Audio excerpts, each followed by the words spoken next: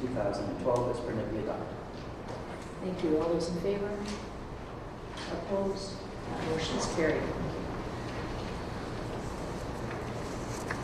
Resolution removing county and committee of the whole, please.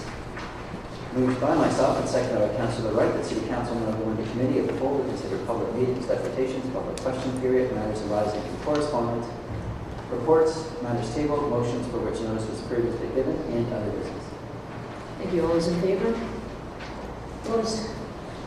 That's carried. Thank you. We're now in committee of the whole. We do not have any public meetings scheduled this evening. We do have a number of deputations, and our first deputation this evening, we will welcome it's Warden Duncan McKinlay from the County of Grey, and the CAO from the County of Grey, Lance Thurston.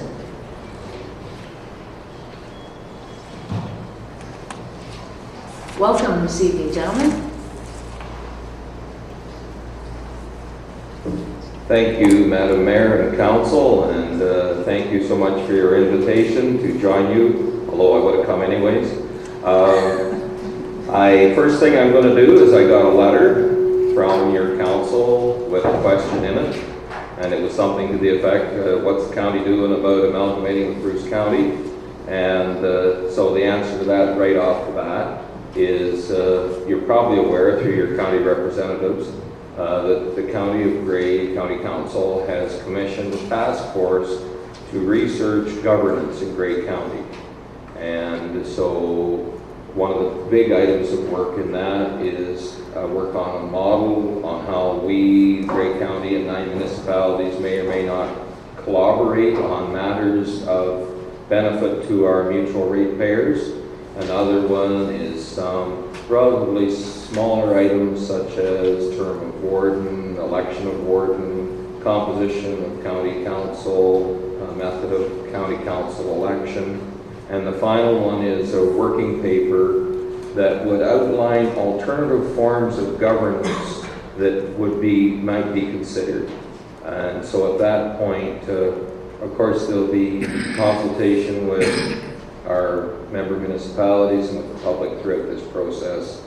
But that working paper then would be considered for further instruction from County Council as to whether or not any particular model, whether it be single tier, state as you are, join Bruce County, join Dufferin County, join Simcoe County, whatever, would be considered. So there's the answer. So, I don't know, anybody got any questions on that? Okay, well, Madam Mayor, there's a question. Oh, we have a few questions. See, you just have to give them a minute, and then now who over here? Councillor Lemon, go ahead. The question I have, first of all, if any change would require the municipal lower tier consent, I'm assuming. Of course. And like the county wouldn't arbitrarily say, we're going to go to a single tier municipality in Grey County. You're absolutely correct, Mr. Lemon. Good, because sometimes bigger is not better. There's no sneaky agenda here. This is an exploration of options and which arose out of inquiries from within County Council as well as from lower tier municipalities for Grey County to have a look at this, and that's what we're doing. Councillor Blighty? Thank you, Worship. Thank you, Warden McKinlay. It was me that actually threw that question out some months ago when we knew you were coming. And it wasn't a specific model that I was proposing as much as trying to start the discussion. We're working with a model that goes back to, 1846, Baldwin Act, 165 years ago, when at that time a horse was a communications device. Everything was designed to be able to get there by horse, and now with even in the last 10 years of an iPhone or a BlackBerry, it has changed since the last time the region went through amalgamations, and no longer do you have to be within a horse ride of your sitting member, your municipality, to be able to communicate. Certainly we get, it's fun reading the newspaper, in fact, reading that our council needs to do this and that, Owen Sound, and we'll say Lions Head, and we'll say Wyerton underneath, so our community is much bigger than what it was in the horse and buggy days. So I was really pleased to see that you had already charged into this on a much bigger level than what I had anticipated, and it's great. I really encourage you to keep going with the research. It was the wish of County Council to look at the matter comprehensively as opposed to just looking at one option to either approve or discard. So that's great. Thanks for your support. We look forward to your input on the matter. And you were talking about how things have changed. In the 1830s, they put a road from Toronto to Owen Sound so that they could get a letter here in 2 days. It still takes that long. Still, well, you're lucky now if you get a letter here in 2 days. Okay, so I'd like to introduce the CAO of Grey County, Lance Thurston, who's probably no stranger to most of you. And Lance is going to run down some information on some of the other major initiatives at Grey County. This is above and beyond keeping the roads plowed and patching the potholes and putting new pavement down and assessing bridges and delivering social services to thousands of people and supervising and managing social housing and a few other things we do. Lance? I guess that's as high as it goes. Being mindful of your time, we'll skip through these relatively quickly. Doesn't like me.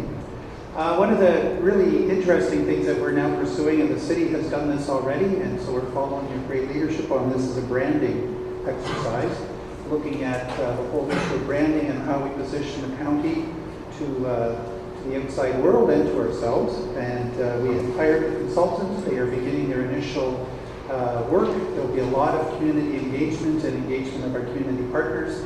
So you will be getting invites, and you'll be seeing public notices very shortly on that process as it rolls out. Transportation Master Plan. We are just about to hire the consulting firm that is going to take us through a year and a half of review, looking at our transportation system. And it's not just roads. We're focusing on a much broader interpretation of transportation, and a very big piece of this is the active transportation elements in an initiative, and that's quite exciting. And how do we wrap that into a county model? Two other issues that are very ramping up very quickly and are going to take a lot of time and consume a lot of oxygen, I'm sure. Long-term care review, looking at the county's current investment in long-term care and what it should be, and going through that exercise over the next few months with a task force that has been set up. Also, the space needs study. We have a task force that County Council has set up to look at space and determine, first of all, whether or not the assumptions made by the architect's report are valid, whether they missed the point on certain things, and then taking that further and determining what our needs may be and what we as County Council can do to address some of the space issues within our administrative complex on the Hill. So those are the big ones, and since you're having space issues, maybe we can partner on something and also get the collaboration after 2 birds, 1 stone. So all options will be open when we start talking about the space issue. So those are very quickly. Glad to answer any questions you have. Thank you very much. And if I may just publicly thank both yourself and the Warden for your very kind offer for Owen Sound City Council to hold our council meetings in the County Council Chamber. We are just working out some details. I'm not sure it's going to work because of the Rogers television setup. So we'll just publicly acknowledge, though, that was a very kind offer, and we certainly appreciate that. And it is still there should you need it. Thank you. I had a couple of questions here. Councillor McMahon and then Councillor Adair. Thank you, Worship. Just a couple of things. Third, the last one on the space needs issue. I couldn't agree more. As you see, we have some issues as well with our space. And I would encourage discussions between yourself and the city manager to see if there are some light issues that we can resolve together. So, and that leads to the next point of the delivery of municipal services and the governance issues that Warden McKinlay talked about. I want to thank, first of all, Councillor Wright, former Warden Wright, for starting this discussion, and you, Warden McKinlay, for continuing it, and Mr. Thurston as well. It's a discussion that's been had in coffee shops throughout the county, and it's about time that it's coming to the forefront. So I applaud you for those efforts. Privately, and I'll do it publicly now, it's a discussion that needs to happen in a comprehensive manner. I know that's your focus, to make sure it's done in a progressive and comprehensive way. And so I applaud you for it. I personally think it's something we really need to work on. It happened in the 90s. There was some coming together, I should say, and I think it's time to look at it again. So at this point, I just wanted to thank Councilor Warden, former Warden Wright, and yourselves for taking the ball and moving it forward. Thank you. Thanks for your thanks. Councillor David. Thank you, Your Worship. The county is to be applauded, Mr. Warden, for what you're doing about looking at governance issues and reviewing them and having a full and fulsome discussion at the county level and the volunteer as we move on. Certainly at your forum in Thornbury just a few 2 months ago, when we were showing what the plan was, it's quite exciting that we're kind of going through that. I did have some questions about, or maybe asking for some updates, but does this mean that we're not looking at anything else? Are you waiting for the whole report to come in before you start looking at things like one ambulance service for Grey Works? There's some low-hanging fruit, if you will, that when you're up at the hospital here in North Sand, there's almost always a Bruce County ambulance up there. There are some other issues. Both housing authorities share pretty similar policies and needs to then I have to go on with some of the other issues. No, I don't need a list. I understand what you mean. And so some of those things actually are working out already. Like the ambulance issue, there's been updates to the Act, and there's a different way of Bruce and Gray dealing with each other and what's called cross-border billing, and it's all working out pretty sensible now. So some of those things almost have addressed themselves. But to answer your question, I guess on the collaborative efforts part, this is my personal ambition on it, which may or may not be the recommendation of the committee, is for us in consultation to come up with some kind of a framework that we agree to. And my ideal would be a framework wherein no good idea can get hit on the head at birth, so to speak, due to old ideas or pre-existing prejudices or anything like that. So that there'd be a way for an idea to bubble up from wherever and to be looked at by some small group, and I don't know who that would be. I'm looking for input that would then help define the question. So the example, you brought an example that's is floating around is there's been a request by letter from a ratepayer for the county to look at one county library system. So to me, that's a great idea to be considered, but I think maybe if you had the rate committee looking at it, they might say, well, do the 9 lower tiers in the county of Grey want us to look at this issue, which might include a one county library system, a county managed system with ownership retained by lower tiers, or just a single library card that would work for everybody in Grey County. Do you want us to go ahead with exploring these or other options, rather than just having some municipalities say, whoa, we got a good library, we don't want nothing to do with it. Do you know what I mean? So to set up a template or a recipe where we can agree that this is how we're going to deal with the next great idea, to give a chance for everybody to look at it and say, yeah, we want to know more about it. Or to say, no, there's no appetite at 5 lower tier municipalities in the county of Grey to proceed with that. If 2 municipalities want to run off and do that together, that's great, and we'll support it. So that's where my goal is to get because there'll be one come along that we can all agree on, and that'll be fine, but then the next one will come on and it might be subverted right at the start without ever having a chance. So that's my idea, and I've been promoting that at the task force. I guess we'll just wait and see if the rest of the task force embraces that. So my ideal would be we have an agreement on how we're going to collaborate before we consider the first idea. If that's fair. Now, that's not the position of Grey County, that's not the position of the task force, that's just what we've been talking about at our recent meetings. I just, and thank you for that. I know at the forum that you and Mr. Thurston mentioned that the county lacks a mechanism to deal with these ideas. One of the ideas that I've been trying to push for the last couple of years has been a single museums for the county, and that seems like a fairly simple idea, but there isn't anywhere for that To go. Well, so if I might, sir, it's not just the county, it's the county and our lower tier partners and our partners across our borders.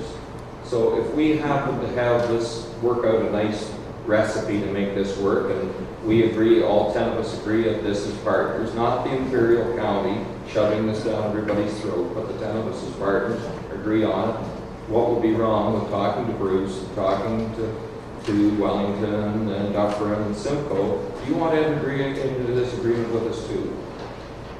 And then if something comes up that makes sense across the Simcoe line, we discuss it in the same similar way. That's where I'm coming from. But we got to get to here before we go to there. If that answers your question. Well, I guess it does. My only question, a follow-up question would be, how soon do you anticipate there to be a mechanism or a protocol to allow these things to happen? Or are we waiting, or the county is waiting for the overall governance task force to finish their work before proceeding? I anticipate that there'll be a governance issue, that there'll be a report to county council within months, and then depending on the response from the lower tier municipalities, depending on the type of buy-in there is for whatever comes out of all this, it could go quickly, it could go slowly. I mean, if there's no appetite for it, nothing will happen. It's an open book at this point. The future, I hope, is full of opportunity, but it could be bogged down by who knows what. I'm going to keep pushing for the little bit of influence that I have. Councillor Lemon. Thank you, Your Worship. One of the things years ago, I sat on a joint committee, city, county, that was before the city was back in the county, on developing waste management. And we did a lot of good work.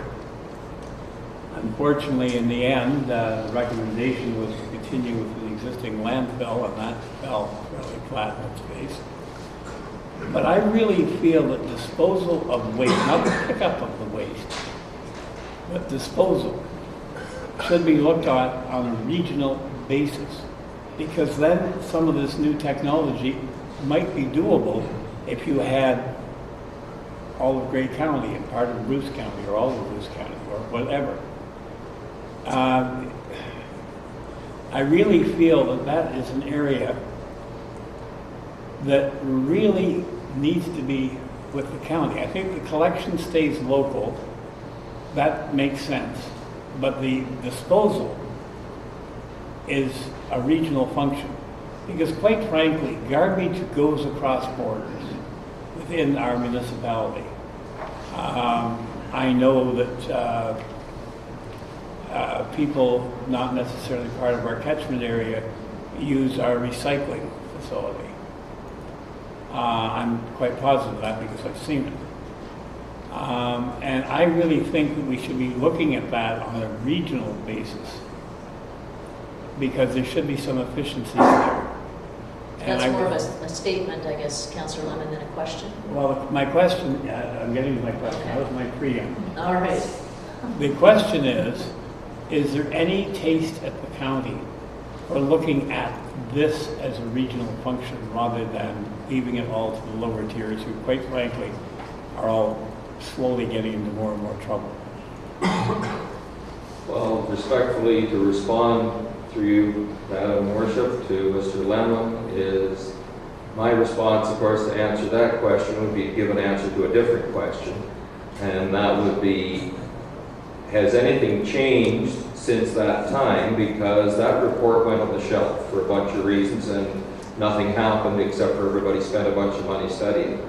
So my response would be, this time around, can we set up a better mechanism to deal with matters like that so that they get a fair hearing and so that there's chance for inclusive decision making, so that if $1 million worth of study is going to go into something, there's enough people behind it that your money's not wasted, your work's not wasted. So that's my answer, that I'm hoping that we can set things up in a different way so that people are included, so that people aren't left out, whether it be a municipality, a group of ratepayers, whatever, so that when there's a good idea, there's a way for it to have life. Which is, I didn't answer your question, I answered another one. But. Actually, you did, because as I said, I sat on that committee. The problem at that time was a lot of the municipalities in Grey County had landfills that were going to last for another 10 years or 15 years. Well, guess what? Your 15 years is gone. Exactly, and I think all of a sudden they're saying, we've got a problem. Hauling it to Michigan, that's what we're doing or have done. We've got to look for a better solution. There's some of this new technology, you need a lot of garbage to make it work. Thank you, and I think that highlights one of many areas that once we have a good recipe to deal with, will be on the table, and I hope will be fully explored by the 10 partners or perhaps within partners outside our county.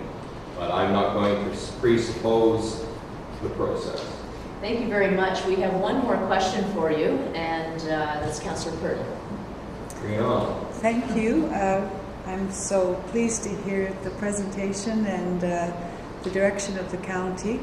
And I wondered whether the county was going to be able to provide some kind of support and education, I think, on how to build collaboration and how to build partnership, capacity building for municipal elected officials, municipal staff, for Grey and Bruce, before we even think about collaborating. Sometimes it's good just to know more about it as a way of working together. I think a lot of education and a lot of experience is around the opposite, about how you line up with your differences.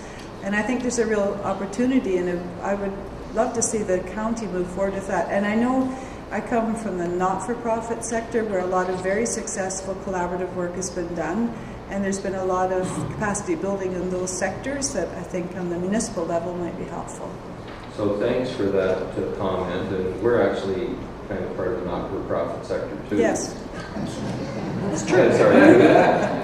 But your point is well taken, and I think that, well, I know that for any idea that have life, that any idea that involves change, there's a whole body of work around people understanding what that change might be. Otherwise, the human reaction is, don't do anything different, we're fine, thank you very much. But we've heard from enough people across Grey County, across our borders, that we're fine now, but we're not sure we're going to be 20 years into the future, so let's get together and get talking. So we are bringing in our reports, Lance is rounding up information from other jurisdictions and where this is working, and he's also brought us, of course, information from other jurisdictions that have made the effort of looking in to see what the challenges are and identifying them. And so, I mean, in any relationship, it's nice to know what all the great things are, but you've got to also know what the challenges are and have a strategy to deal with those challenges. So I hope we can move forward with that, and I'm glad we're thinking similar on that. But there's going to be a lot of talking to do on this before we open our first joint coyote tagging station or whatever it is we decide to do first. Thank you very much, Warden McKinlay and Mr. Thurston. And if I may add our appreciation for the leadership that you're showing at the County of Grey in terms of your term as Warden. And you certainly had some big shoes to fill following Councillor Wright. And if I just may also give congratulations to Councillor Wright. and yourself as members of the governance task force. I can tell everyone here that when those minutes come forward at county council, it is not quote unquote a cakewalk for the chair presenting those minutes. There is a great deal of discussion each and every step along the way, and I think you hit the nail on the head. Pardon me when you said there will be a lot of discussion before, I'm not sure about the coyote tags, but we'll get there. Well, whatever the next great That's idea right. is, the first great idea. So I'd like to thank you all for hosting us this evening. I'm going to beg leave to excuse myself to catch up with the tail end of the Town of Blue Mountains Council meeting tonight. So thanks All again best. for having us, and have a productive and enjoyable council meeting. Thanks very much. Thanks. Good evening. We have another deputation here this evening, and I see that folks are here. Richard McDonald, the chair of the Friends of Harrison Park Centennial Committee. Welcome. Thank you. You are far away.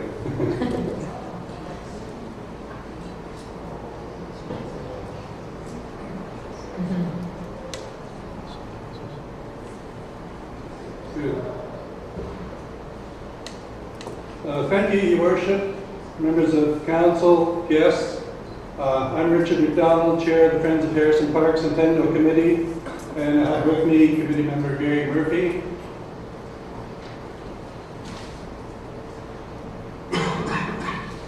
It's my pleasure this evening to invite all of council and the citizens of Owen Sound, and even those who don't live in Owen Sound, to join our event on Saturday, July the 14th, Harrison Park Old Time Picnic, celebrating 100 years of pleasure. And it's part of several days of celebration, celebrating the 100th anniversary of our crown jewel, Harrison Park. The picnic is hosted by the Friends of Harrison Park Centennial Committee.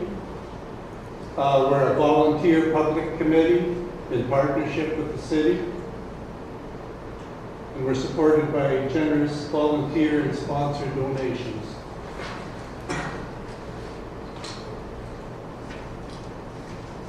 And what we plan is a real old-fashioned fun picnic. We're going to have lots of music to pretty well suit any taste that people have. And some of those participating are the Owen Sound City Band, the Highland Pipers, the 8th Street Orchestra, Larry Jensen and Friends, Bob Hope and the Merry Music Makers, Bill Henry, Murray Smith and Friends, the Queens Bush Bluegrass Group, and then there's still more that we're bound to confirm. So we're going to have a good 6 hours of double venues going during the whole program. I'm sorry, I'm not synchronized here. Our food for the picnic is supplied by the Harrison Park Inn, who along with their regular fare will have special food stands with special picnic prices. And they brought in a great root beer just especially for this event. It's got a little picture that looks just like the original Mr. Harrison right on the bottle. And we're really pleased to have formed what we think is an ongoing partnership with the Harrison Inn, which really has been a central attraction in the park probably since its beginning.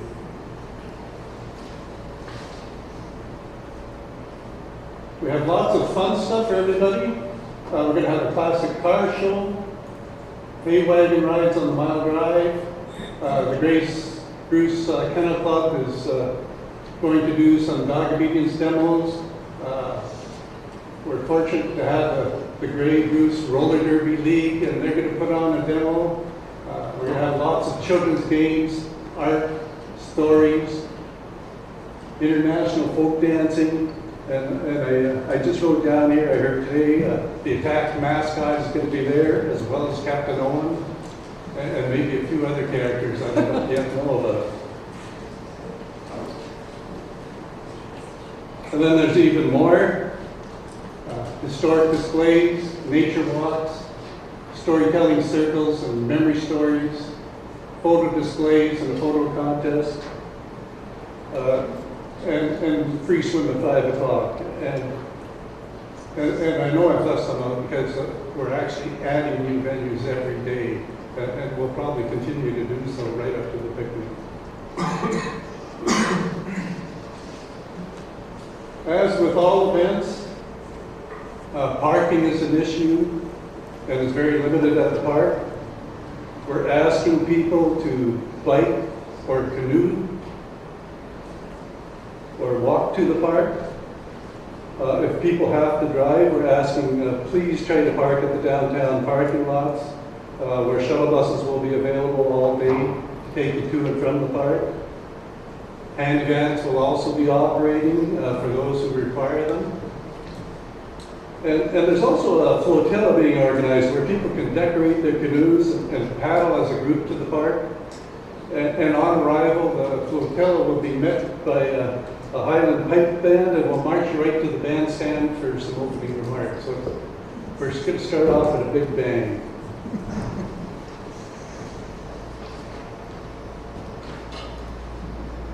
We've had so many volunteers and sponsors come forward to make this event successful, and more are still joining. So we'll take the opportunity to acknowledge them all properly after the event when we have a full list. I just wouldn't want to miss anybody right now. I can tell you, however, that we've had over 100 donors and volunteers who have contributed probably close to $10,000 either in kind or in dollars for this particular picnic. And I should probably share with you right now a comment that was made to me by one of our volunteer entertainers. He said to me that he was proud to take part in this picnic. And he felt it was significant to have so many people donate their time to celebrate the anniversary of a park, which itself was a gift and a donation to the city. And I really think that's what this picnic is all about. Oops. It's okay, I missed a slide there. But if anybody needs more information or wants to volunteer their help, they can contact us either on our Facebook page, you can find us on Facebook, or check out the city's website under tourism and events, and we've got information there.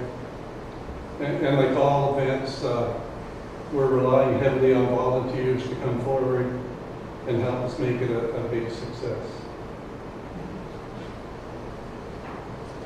And then finally, Your Worship, I thought I'd share again our great picnic poster designed by Jeff Eli, one of our committee members. It'll be found all over town along with smaller rack cards. And I'm certainly hoping everybody's going to come out and have a great time. Thank you very much. Well, thank you very much. That is sounding like it's just a terrific day. And I know that I, for one, will be there, and I'm sure everyone around this table and more will be there. We all like to have a picnic, and of course we all love, as we know it, as the park. And Harrison Park is certainly a gift that was certainly recently featured in quite a large article in the Globe and Mail in a special feature. And there was quite a good article about the Harrison Park and Sydenham River. So I thank you as volunteers for all the work that you are doing, along with Councillors Lemon, Purdon, and Chamberlain on this, and there's a number of staff that have been assisting as well. And something like this doesn't come off without an awful lot of work, and we certainly appreciate it. And I think we're going to have a great day. Thank you. Thank you. Thanks for coming. We have our third and final deputation this evening, which I would ask Paul Boisvert from Le Jardin de Québec with regards to bilingual stop signs.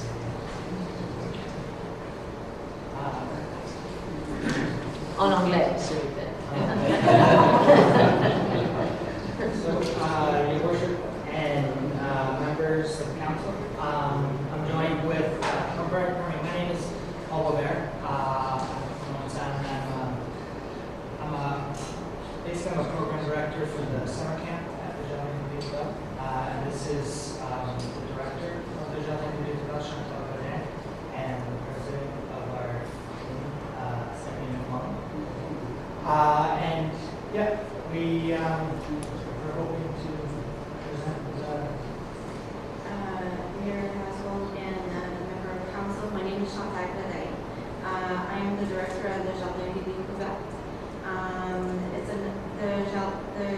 City is a nonprofit French daycare, which is situated at 800 23rd Street East in Owen Sound. We are here today because we would like to present an idea of replacing the stop sign located where the 9th Avenue and the 3rd Avenue Street and where the 8th Avenue and the 23rd Street. We feel there are many benefits, both cultural and educational, so we would like those stop signs to say stop and Ave E. Some of the educational benefits are to it. As you know, there's the St. Dominic Savio School is also there, which is, a French school. I believe it's in one of the Gray and Bruce counties. And we have there's also Notre Dame, which has a French immersion program. So there's lots of French being studied in the area. And we've read studies where community perception, if it's positive, then it really helps children when they are learning a second language. I've personally been involved in the field of applied linguistics, which is second language learning for the past 10 years. And I mean, I've seen when there's a positive reaction in the community. And something like adding the stop signs, it's not going to teach kids how to speak English, but what we feel it's going to do is it's like the city giving validation to the children that, hey, I mean, there is a reason why you're learning. French is part of our community, and we want you to know that, it's an important part of our community.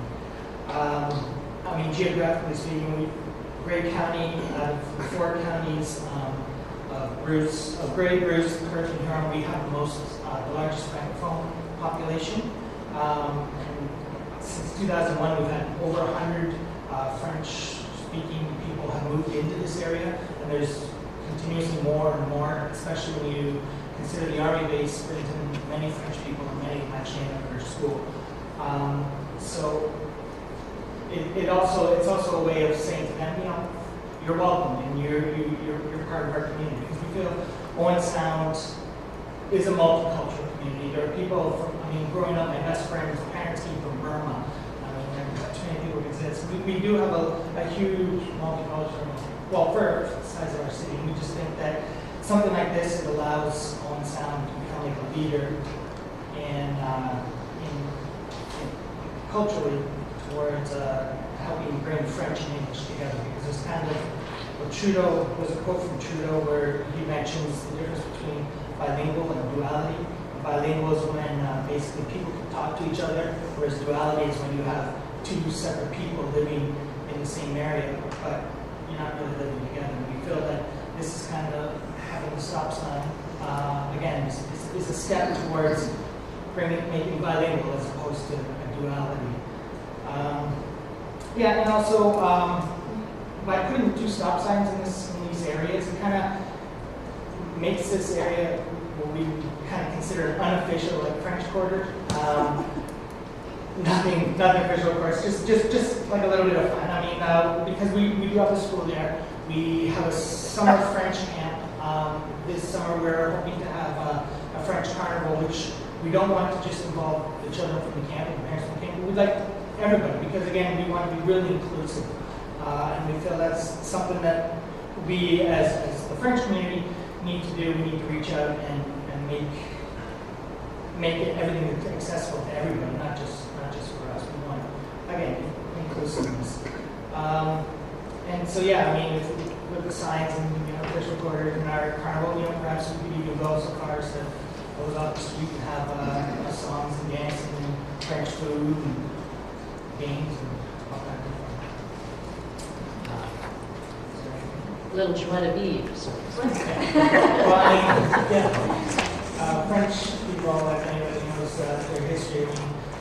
All winter they get locked up in their castles and there's nothing else to do, so they invented celebrations. So we've got lots of celebrations that we'd like to share with the city, and we think it would be a benefit to everybody. Thank you so much. A number of councillors would have some questions. Are you comfortable with some questions tonight? Okay. Councillor Flaw. Well, thank you, Worship. I think this is a terrific idea. I live not too far from there. I think it's a great idea, and I would like to move that the council support this in principle. I had a brief chat with Mr. McRoberts last week, Director of Operations.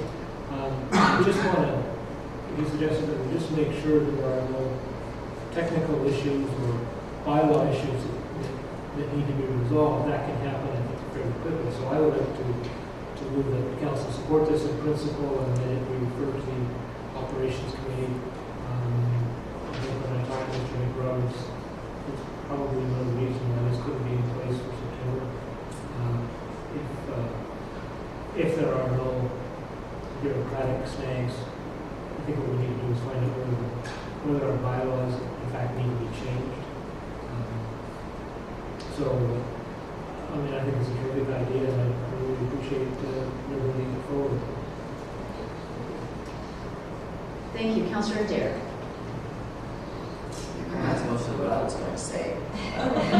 You can say it, yeah. Well, I couldn't say it. I think this is a really good initiative. It's a very interesting opportunity, and I certainly have seen stuff. I've read signs in other places in Ontario, so I know we would apply with the Highway Traffic Act. So that being a provincial piece of legislation would probably overrule our bylaws here in Ontario anyway, but we need to do it properly. So the motion, I believe, we can take those steps. I think the idea of a carnival, cabana soup in Springs, that would be really good. I'm not going to try as much French as the mayor did. I'm not sure the mayor has perhaps run out of all of her French. But that it's a really great idea, and I'm glad to come forward with this. I certainly wholeheartedly support it. Councillor Lay. Thank you, Your Worship, and I would just say that New Orleans would have nothing on us, then would they? We'd have a French Quarter too. And I think it's a very interesting idea. However, I have a concern, and that is how many private homes are in that block? Any? Yes, on the... I can't see you because of that light that's behind you, so I'm just listening to you. Well, yeah, there's, right at the moment, at the moment there's about between 5 and 10. Okay. Have you checked with the neighborhood to see if that's okay with them? Well, we do have signatures. We had a petition for support, and some of our signees are from the area. One of them actually lives across the road from the school. I think I support the motion that you do it in principle, but I would also like you to visit these homes and explain what you're doing so that our phones don't start ringing. You know, not everybody is 100% in favor of 2 languages, etc. And so I would like you to do, I think it would be a courtesy thing if you did visit these homes and explain what you're trying to do, and I'm sure that they would go along with it. Absolutely. Thank you. Councillor Curtin. I'd also like to speak in favor of the motion, and I'm very happy that you've brought it forward. I think it's an excellent opportunity to educate our community and really kind of put our money where our mouth is in terms of inclusivity in our community. And yes, there might be some pushback, but I think it's time we move forward as a community. And of course, I have a really personal interest in this because my only grandson speaks French, and I don't. So I'm just really hopeful that as a community that welcomes Francophones and has opportunities for education, that might be a draw for them someday to come back this way. Oh, yes, I know. Councillor Lemon. Well, first of all, I applaud you for bringing this forward, because it is recognizing the original name of Georgian Bay was Lismere by Samuel de Champlain, the Sweetwater Sea. And the Francophone fact around Georgian Bay is extensive, and having lived in Penetanguishene for 7 years, I'm increasingly aware of that. And one of the things, like, we should be celebrating our heritage, because the oldest Christmas carol indigenous to the New World was written on the shores of Georgian Bay, originally in Huron and later translated into French, the Carol of the Hurons, "'Twas in the Moon of Wintertime." So we should celebrate our diversity. And I mean, we are unique here because we have a large francophone presence, as did in the Windsor area. That's another example of Northern Ontario. And we've had other groups that have come here, and we should celebrate them all. And I don't think this is a big deal. I think it's a great idea, and I think the kids will enjoy that. And they'll sort of say, okay, there's a reason I'm learning this language. Not just because my parents want you to, or want you to go to a French school. Thank you. We're excited about the opportunity to normalize French in our community. And the other thing is, we're talking about the Georgian Bay sort of alliance. The Francophone fact is right around Georgian Bay. So that may be one of the things that brings us all together. And I mean, in where I was, if you went to certain areas outside the Penetang regime, you better know French, because there are people there who are monolingual, but only French. So it's there, and it's part of us, and it's part of Canada. And thank you. Councillor McMahon, you can wrap it up? Thank you, Worship. Yes, just quickly, I support the initiative as well, and just replying to Councillor Plum's motion and the process that's outlined there would allow the work concerned with the community and to come forward as well. Lots of time for us to deal with that, so I would support the motion. Okay, we have a motion on the floor. Thank you very much for your presentation this evening, your deputation this evening, and this is your council in action. So we'll call a question. All those in favor? Opposed? That motion is carried.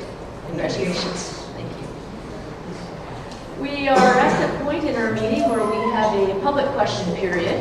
And I will ask if there are any members of the public here this evening who would like to ask a question of this council. I just ask if you could come up to the podium here and just state your name and address for the clerk. Mark Mason, 630 23rd Street West. And our neighborhood, 23rd and 24th Street, received a letter from the city on Friday about the road allowances, which are, we know nothing about. And if anything gets a neighborhood excited, is to send a letter like this to a neighborhood that says really very little. Because now you have a very excited neighborhood on 23rd and 24th Street about selling these road allowances. So first of all, the letter arrived on Friday, which wasn't a whole lot of notice. And I'm simply here to ask, could we get some information as to what's happening? I will refer that question to the city manager for a response, and I'm not sure what the letter says. Your Worship, through Mr. Mason, certainly we will be in touch with you further, and we're going to be asking Mr. John May and John, you can just raise your hand so Mr. Mason knows who's going to be contacting you and have those further discussions.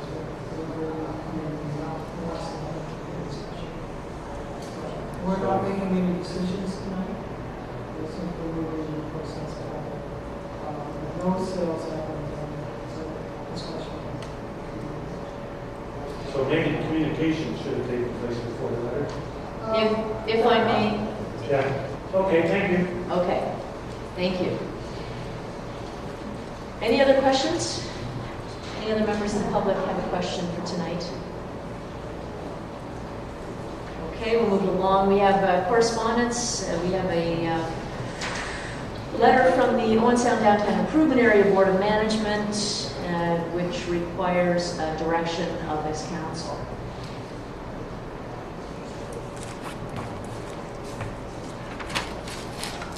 Councillor Adair. We do this every year, do we not? So I move that we do it again this year. For the lobster yard sale, we allow Saturday parking more than 2 hours on Saturday. That's the motion. Councilor McKinlay. Your worship, I don't know who quite said it, but asked, we allow this every year? I don't remember recall this coming I don't know that we have any member staff that's really been here long enough to respond to that on an annual. These things come forward, I know, through the DIA to council frequently. I can't recall if this exact event was one of them. I'm not sure if the clerk can help us out on that. I'm sorry, Your Worship, but I don't have that information.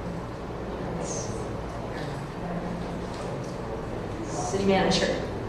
Well, thank you, Your Worship. We obviously close the streets in the past. We have perhaps done is do parking matters, so perhaps that could be sent to your model case for the Councillor Dare. Thank you. My motion is my motion at the time. The bylaw committee ever got around to doing this, the event would be over. And it does, I mean, the letter's kind of self-explanatory of why we do this, and I do know that enforcement on Saturdays is a 2-hour issue is an issue anyway, so for that day, we just set aside enforcement. Okay, that's the motion. Councillor Warden. It is my belief that parking was enforced with discretion during at least the hottest yards, and I don't believe it ever formally came to council for direction, but I think within the bylaw department recognizing what was going on downtown, it was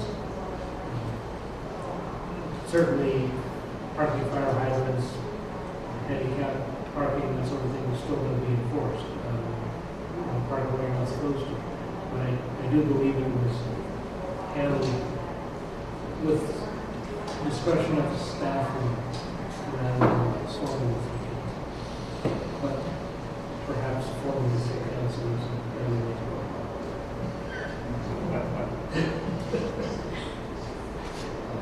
Madam Clerk. Thank you, Your Worship. Through you, Your Worship, I'm requesting that council speak up a little bit. The acoustics are a little bit challenging for Okay. us. And if perhaps we could get clarification of Councilor Dare's motion. Absolutely.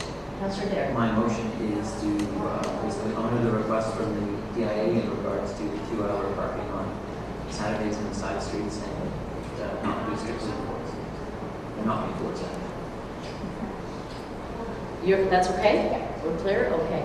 A couple more speakers. Councillor Lemon.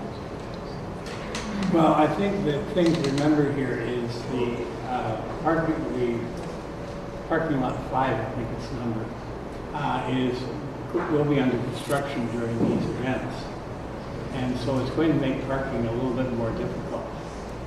And reconstruction of the parking lot Scotiabank is going to reduce the number of available parking spaces in downtown. So it's really, everybody is not going to be able to find long-term parking during this. Thank you. Councillor Purdon. Sorry, I just thought I smelled something burning. But, I'd like to speak in support of the motion. I know. I am a little concerned. I'd like to speak in support of the motion and for the similar reasons to what Councillor Lemon was saying. And I think we also have to acknowledge that with the transition from enforcement to the police bylaw, that we just have to be better with communication, and this is an attempt to be better at communication. Thank you. City Manager. Just council to be aware that the building is not on fire. We did ask if the heat could be turned on for just a few minutes. That's a good news story too. Thank you. I'm glad it's not on fire, or the roof is falling. Any other speakers to the motion? All those in favor?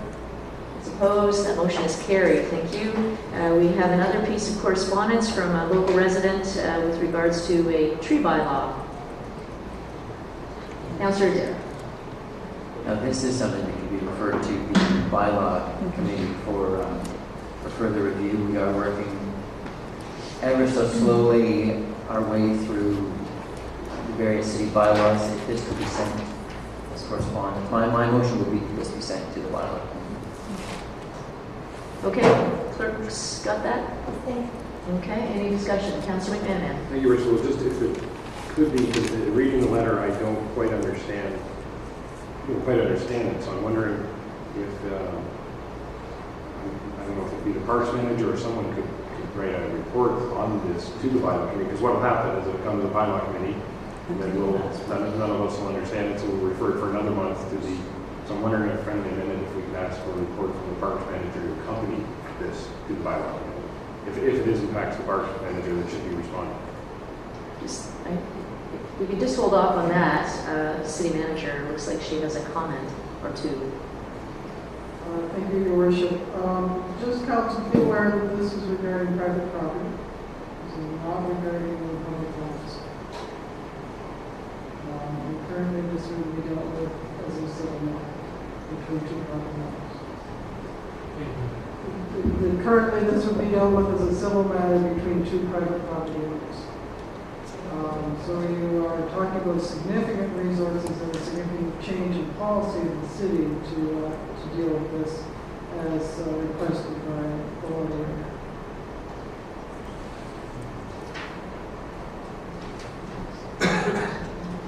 That's important information for council to have. Thank you. And Councillor Adair, back to you.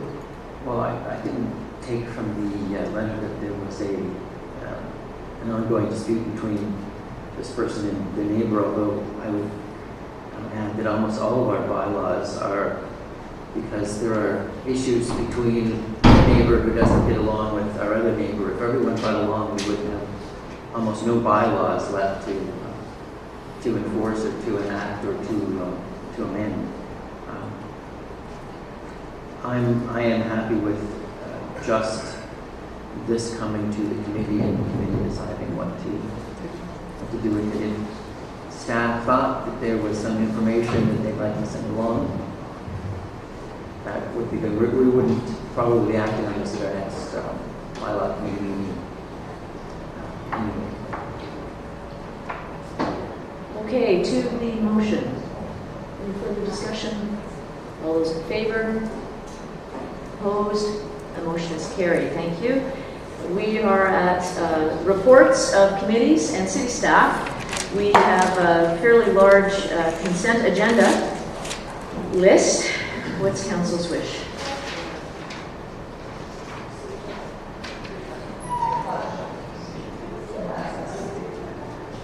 Council's direction on the consent agenda. Councillor Wright. I will move, Your Worship, I will move the consent agenda, and I just have one question, that we're still getting involved in our local municipalities, to our neighbors and to their business. I'm hoping that soon will no longer be the issue unless it's something that pertains directly to us. And other than that, I will move the consent agenda. Thank you. Any further discussion on any of the items within the consent agenda? Could we have the consent agenda items up on the screen? Just the as it is in our agenda, the list. Yeah, the list is available on the left-hand side. That's what I'm doing. Oh, great. Okay. And I'm prepared to open any of the attachments and further discussions. Okay. Thank you. No questions? All those in favor? Opposed? Motion's carried. Thank you. We will now go to a report on page 63, and it is Phase 1 report from Mr. Don May on the Invest Owen Sound initiative, and we'll invite Mr. May to the podium and to speak to his report. Welcome this evening. Yes, thank you, Your Worship, members of the council. This is the first phase.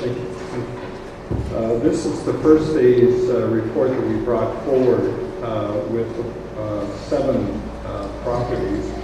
I'm asking that the second property be withdrawn. Property number 2, we did receive some information on that. I met with the individual yesterday, and there's reason to withdraw the second property. So there'll be 4 single-family lots, and the other property will have 3 lots on it, as we have in the sketch. But this is just to pursue the request for expressions of interest. We would still come back to council with any specific agreement.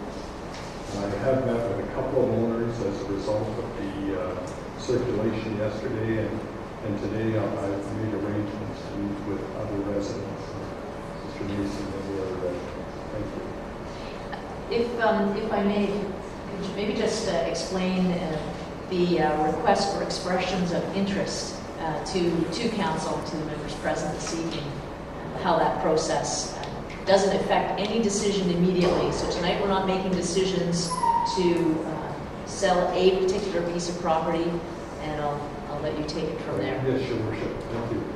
The request for expressions of interest is a relatively simple process to see if there are individuals wishing to build a home or builders who we did get an expression from the home builders that there were not single lots for smaller builders to build homes on. There wasn't that opportunity. So we're going to pursue that area and see whether there's interest in this. I've given you an example of the request for expression of interest as an appendix to this. We've used this in other communities, and it's a very simple process for individuals. We'll follow the website of the city as the direction is from council.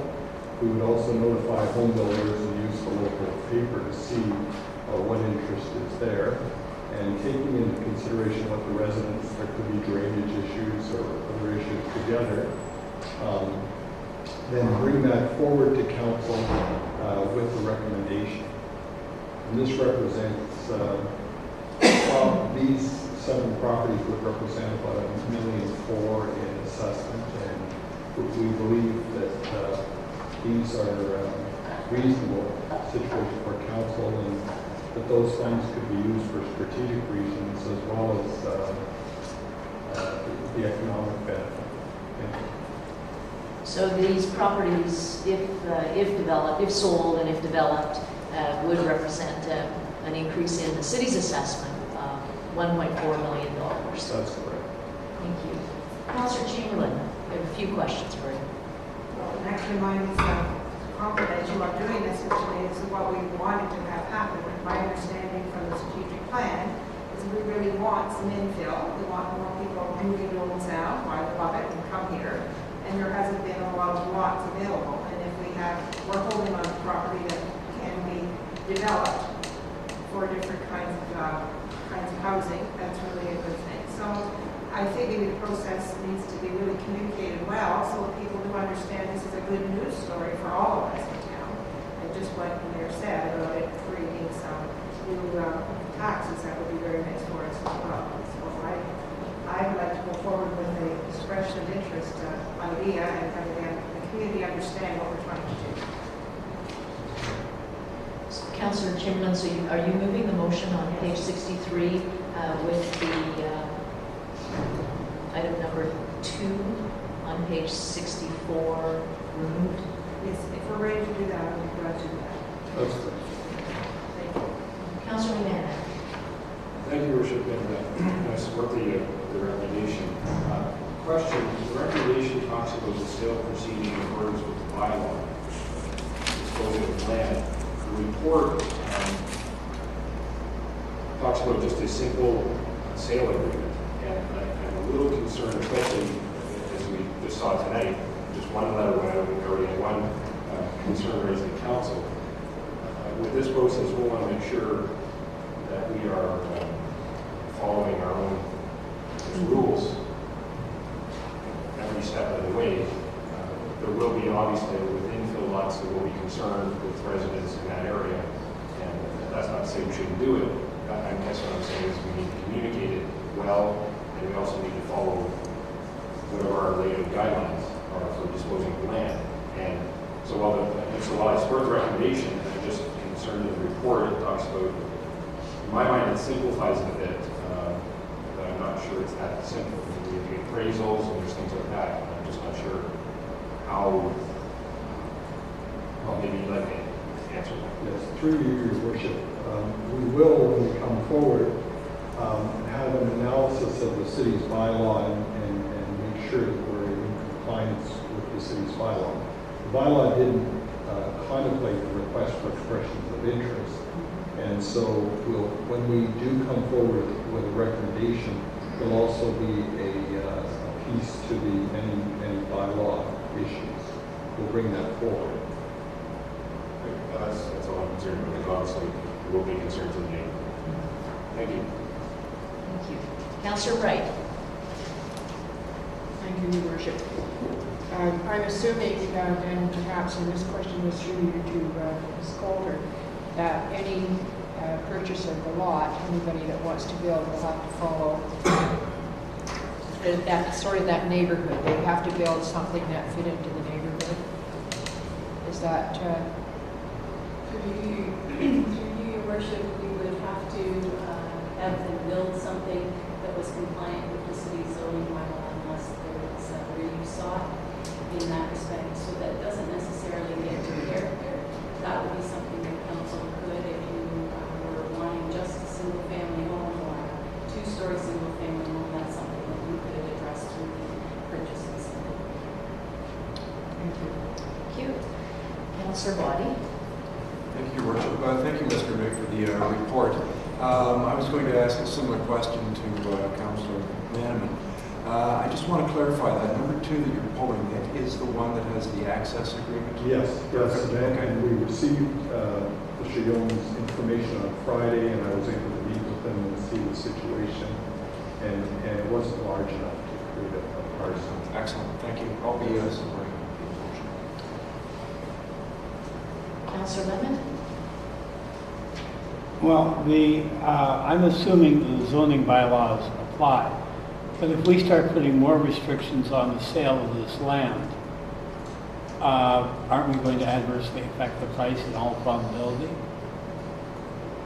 Through your worship, I mean, there may be situations such as a tree being preserved or a drainage situation, which, I think they're important to pick up, or something specific.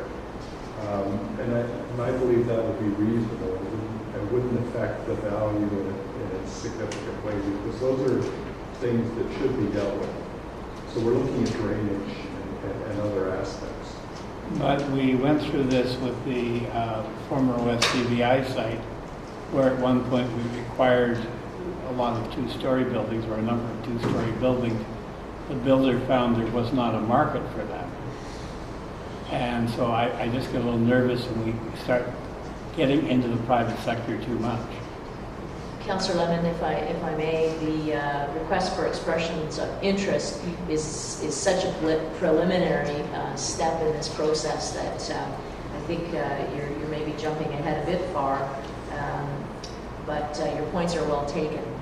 Councillor Adair. Thank you, Worship. I support the motion that the municipality should not be owning any land that we have no specific purpose for. Sometimes we own hazard land, we own the city hall, we own this building. Those are all proper things that a municipality should own. If we have land that we have no use for, we should not own it. And I applaud the work you've done so far. I just thought there'd be more. I don't know how else to say that. I thought we'd see a list here of 37 properties. Can you? Obviously, there's next stats. Can you tell me that? Right. These were the first ones that were very straightforward. We were able to put building envelopes on the lots. We were able to establish the zoning and all the things that were correct. And we thought rather than waiting with other properties, this would be faster. Public Works have identified a reservoir that is no longer being used, and there's others. But they require a little more planning work, and so we thought rather than wait, it was better to move this first part of the properties. And also the market will absorb it at a certain rate in any event. So it's good to have, 7 lots to come out this year. That sounds like a plan. Okay, we have a motion. Are there any further questions or discussion? Madam Clerk. Thank you, Your Worship. Just a point of clarification that parcels 4 and 5 are on the north side of 23rd Street West rather than west. Council is clear on that parcels number 4 and 5 are actually, rather than 23rd Avenue, it should read 23rd Street. Sorry, the street, yes. Oh, yeah, we should go right high. It's like New York, people get them confused. Okay, all those in favor? Opposed? That motion is carried. Thank you very much. Moving along, we have a report from the city manager with regards to the draft strategic plan interim report and the next steps. Yes. I'm happy to have that discussion, but if you'd like to move the action plan forward. Oh, yes, I did say that that would be fine. So we will invite, if I could just get some help from the clerk as to the item number. This is, Your Worship, is 1226. Council would be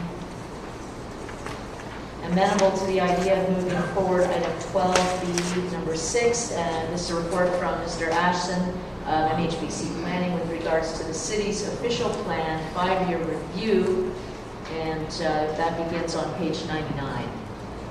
Welcome, Mr. Aston. It is Aston, is it not? It is Aston, yes, thank you. Okay, thank you. Good evening, Mayor Haswell, members of council, staff, and the public. I'm here tonight to provide the report on the official plan amendment number 4 to the city official plan. Over the last couple of months, I've had the pleasure to work with various staff across the city. As you know, the official plan is a guiding document for the entire city. It's not just a land use planning document. So I've had the opportunity with all of the departments in the city and representatives, and have enjoyed that. And they've been great to work with and have provided valuable input throughout the process. I don't intend tonight to walk through the official plan amendment policies that you have before you, as we presented those at the various public meetings that were held. What I would like to do is just in summary indicate that, as you're aware, the official plan review is mandated by planning legislation, and that was the purpose of initiating the review 5 years after the official plan in 2006.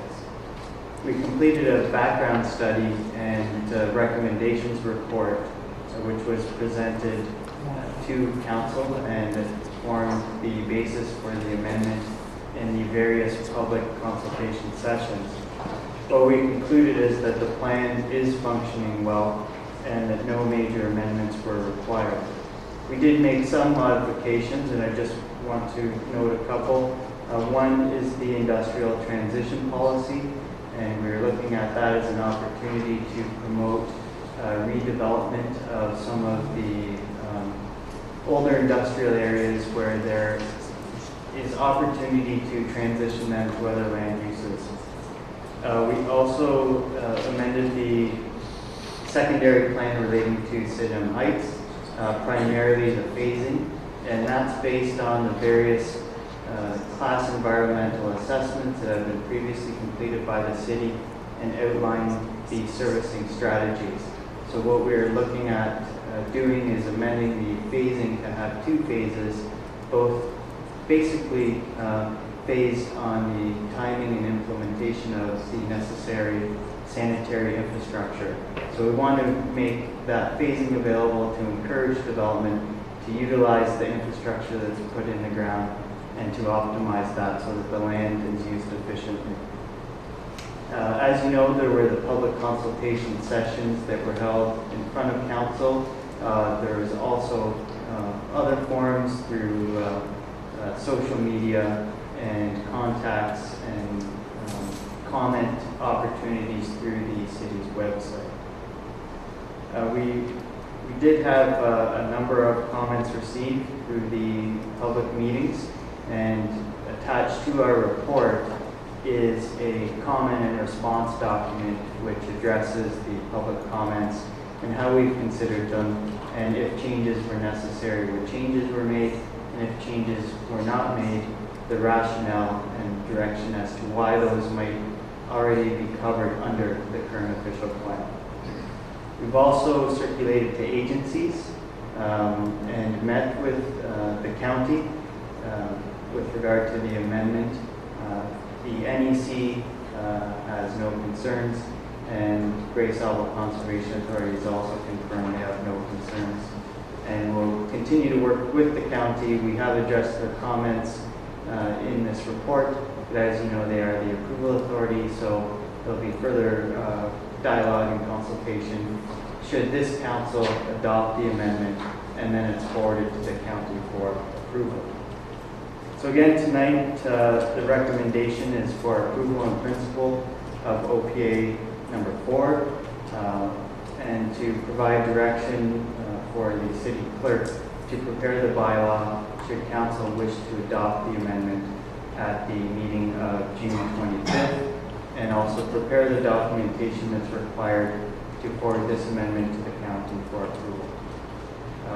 I'd be happy to respond to any questions tonight.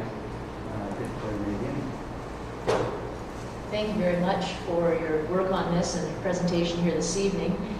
This is something that is very important. You can tell that the city did a very good job, and staff and consulting staff, when the official plan, the new official plan was put together 5 years ago, because we have an OPA number 4. And I recall the old official plan. I'm not sure if we were at number 27 or it was up anyway. So that's this is a very good reflection on our planning division. Councilor Mann. Thank you, Worship. I have 2 questions for Mr. Aston. First of all, just to confirm that it's the Sinden Heights secondary plan that you're supposed to. And I just want to confirm this. Obviously, there's infrastructure or servicing issues in that area that need to be addressed. But this, there's a number of potential developers in that area of the Sinden Heights. This moves forward all the planning and zoning issues and allows them, if the infrastructure, when that is addressed, this takes care of that step of it. Is that a fair statement?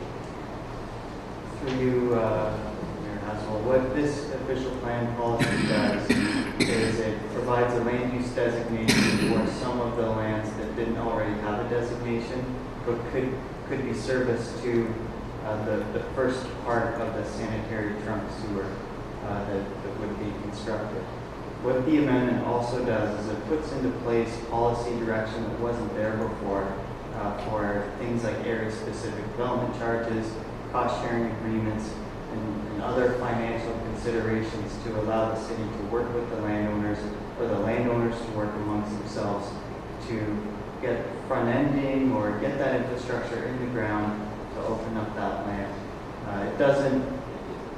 Again, it provides the designation. It doesn't provide the zoning. We're not changing the underlying zoning, but it provides the direction for that to occur in the future. Good, thank you. Just one point. Amendment number 68, and it talks about the city shall prepare a heritage conservation study for the downtown area. I'm wondering if that's the correct word. Well, there's 2 options there. There's shall or may as 2 different options, and we're looking at that wording now, and could look at utilizing the word may to provide council and another committee some opportunity to further consider that policy and establish what that might look like. So we could look at amending that to read may. So I know that's been in the budget for several years, and discussion hasn't moved past that. And I'm just wondering what the ramifications are. We're saying we shall do it. I know everything depends on budget, but I just found that interesting. spelled out in the official plan that we will do a heritage conservation study for the downtown area. I'm not sure that's been the direction of council. That's all. We've discussed it. The budget has never passed, so I'm not sure if shall should be the correct word. Maybe I'm just wordsmithing. Last question. You talked about us passing this and moving forward. The discussion around it, I can't find it in here, but the county mayor suggesting we should hold off on the Ave E, or maybe just walk us through that. Sure, through Mayor Haswell. We did look at that as a comment, and we did have discussion with the county that came up in the meeting with them. And our position is that the county completed a thorough review of the draft amendment. They provided comments on the amendment, which we have addressed through the process. And the county is the approval authority, so there's no reason that this council can adopt your own official plan as you are permitted to do so, and then forward that to the county for approval as part of the regular process that will occur. So it would be my position or opinion that a council can adopt the official plan as it is. We've addressed the comments of the agencies and considered the comments of the public and addressed those, and there's no reason that the amendment can't be forward. Is it in force if the county doesn't pass it? The amendment is not in force until the county approves it. Okay, thank you. Okay, Councillor Burton. Has there been a motion to approve this recommendation? No. I'll make that motion, and I also have a question. Go ahead. Once this moves forward, will there be a new document called the revised official plan, where everything's in one place, the old and the new all together in one spot? Through you, Mayor, yes, there will be a new document. We'll take these changes and consolidate those with a consolidated official plan with a consolidation date.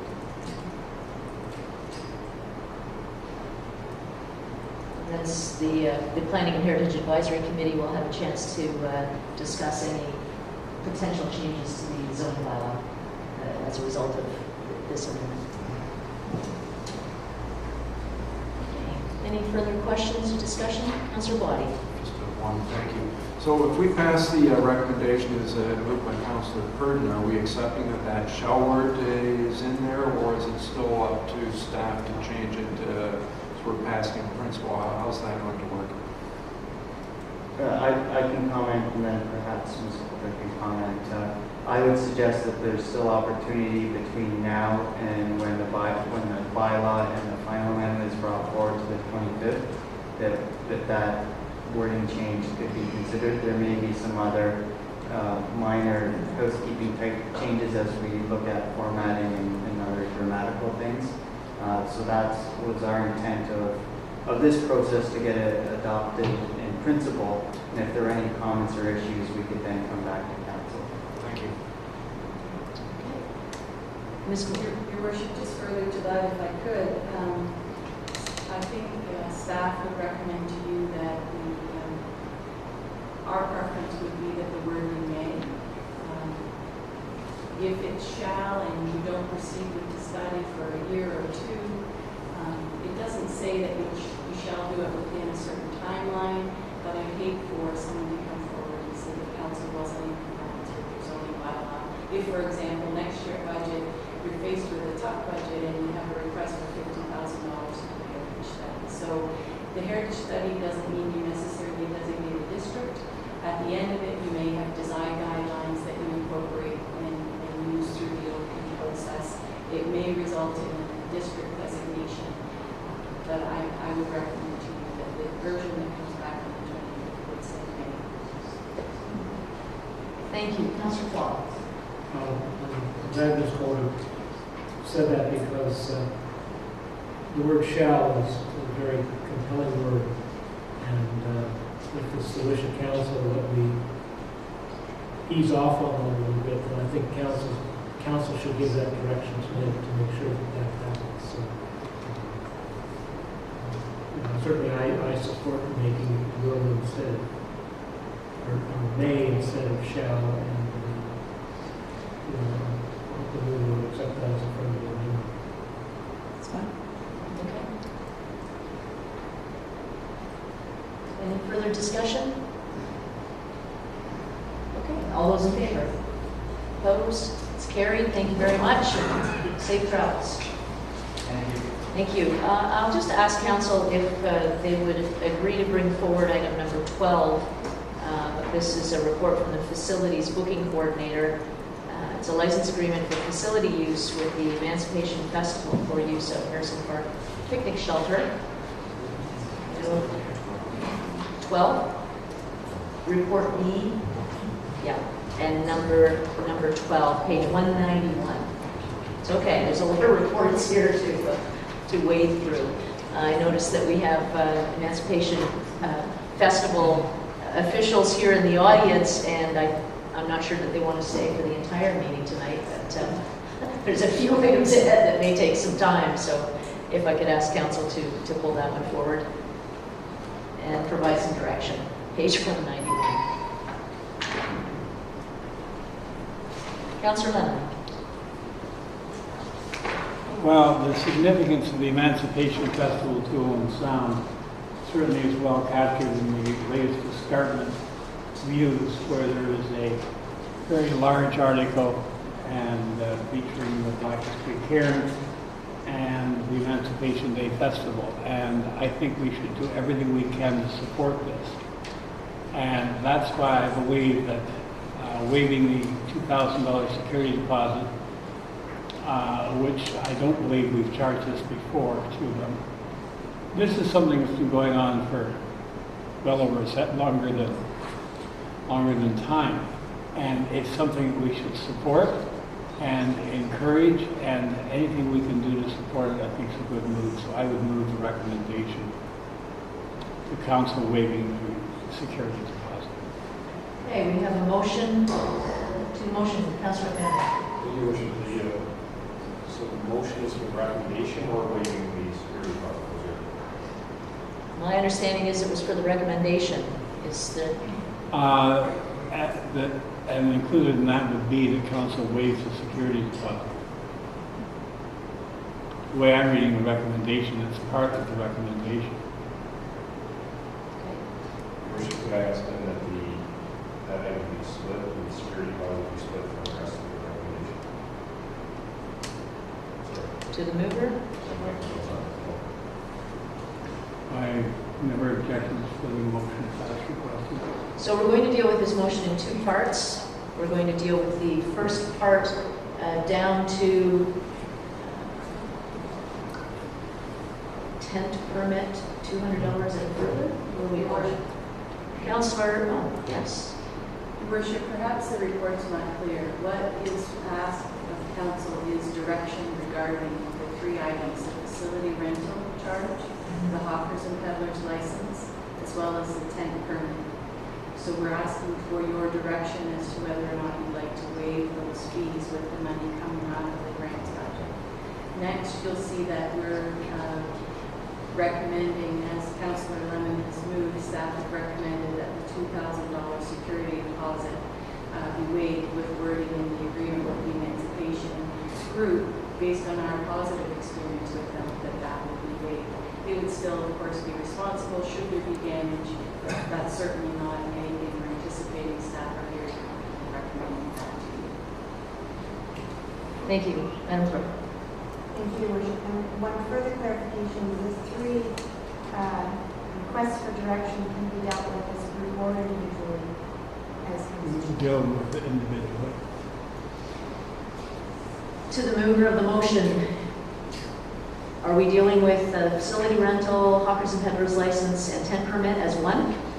No, I was going to deal with the first, the bottom one, waiving the requirement for $2,000 security deposit. Well, let's keep it neat, and that will be the motion. Yes, Councillor Adair. What do you do with Stone Hope in regards to security deposits? Your worship, off the top of my head, and I certainly would endeavor to get back to council, I do believe Summerfolk provides a security deposit.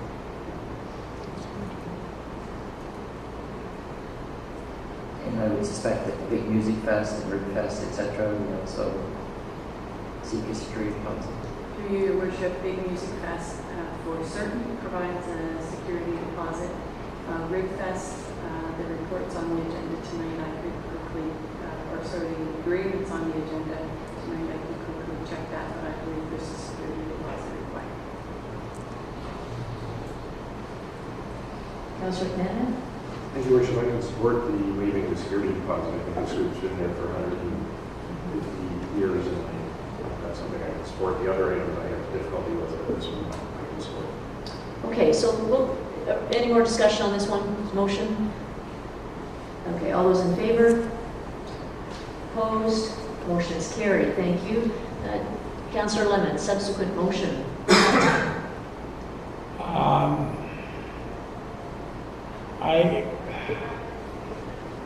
Your worship, I would, the council provides the Harrison Park picnic shelter would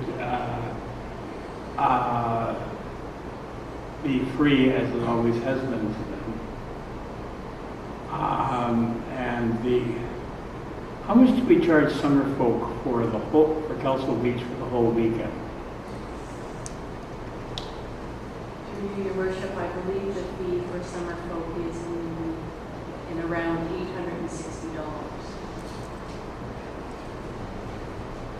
All right, the reason I'm asking that is because if we're the $647.39, I'm assuming, is for just Kelso Beach, not for Harrison Park. Through you, your worship, the amount is for both facilities, the park, the picnic shelter, as well as Kelso Beach Park. This is really, as far as I'm concerned, Harrison Park, that's the picnic's home, and there should be no charge for that. And I'm going to not make the motion I was going to make. I would move that Harrison Park be provided to the Emancipation picnic at no charge, as has gone on for the last 150 years. I'm leaving Kelso Beach separate. Okay, that's the motion. Councillor Adair. Since I don't remember ever dealing with this, we've never charged in Harrison Park. Through you, your worship, I believe this is the second year for an agreement. This is our second year. I know the reason, if I may, that we have paid on several the last couple of years, and there has been a fee associated with the rental at Harrison Park. So on page 2 of the report, council will see that the related fee breakdown for Harrison Park is $68.85 for the picnic shelter, and then it's $289 related to Kelso Beach Park on Saturday, and then $289 again on Sunday. So that's how that fee breaks down. Thank you. Councillor McLellan. Thank you, Worship. I won't be supporting the motion or any waiving of these fees, and the reason being, well, I guess the further line, and I think it's an error in the report. It says these monies be taken from the grants budget. The grants budget line is 0. So these monies would not be taken from the grant. In fact, and maybe this is a matter I should discuss later with the city manager, but what it really should say is they'd be given pre-budget approval for 2013. These were not budgeted items. And I would just point out this is I believe, the third meeting in a row where we've had individual groups come forward with very good events, very worthy events, with one-offs on fees. And, at budget time, we made a very clear effort that we were not going to have a grants budget for these types of things. It doesn't mean that we don't support the events, doesn't mean they're not important to the community. It means that simply we just couldn't afford to do them, to waive the fees. There's costs associated. So anyway, moving forward for future reports, I would ask the city manager if the grants budget is 0, it's It's not really coming from the grants budget. It's pre-budget approval for the following year.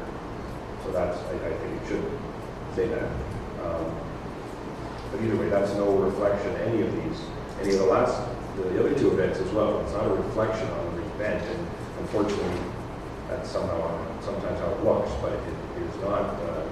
Summerfolk pays all these fees. There's a Keystone family event there with hundreds and maybe thousands of kids. This past weekend, they paid the fees. There's more, but I think I made the point. I won't be supporting the way fees. Thank you. Any further discussion on the motion? Are the clerks comfortable with the wording on the motion? Further discussion? Councillor Burton.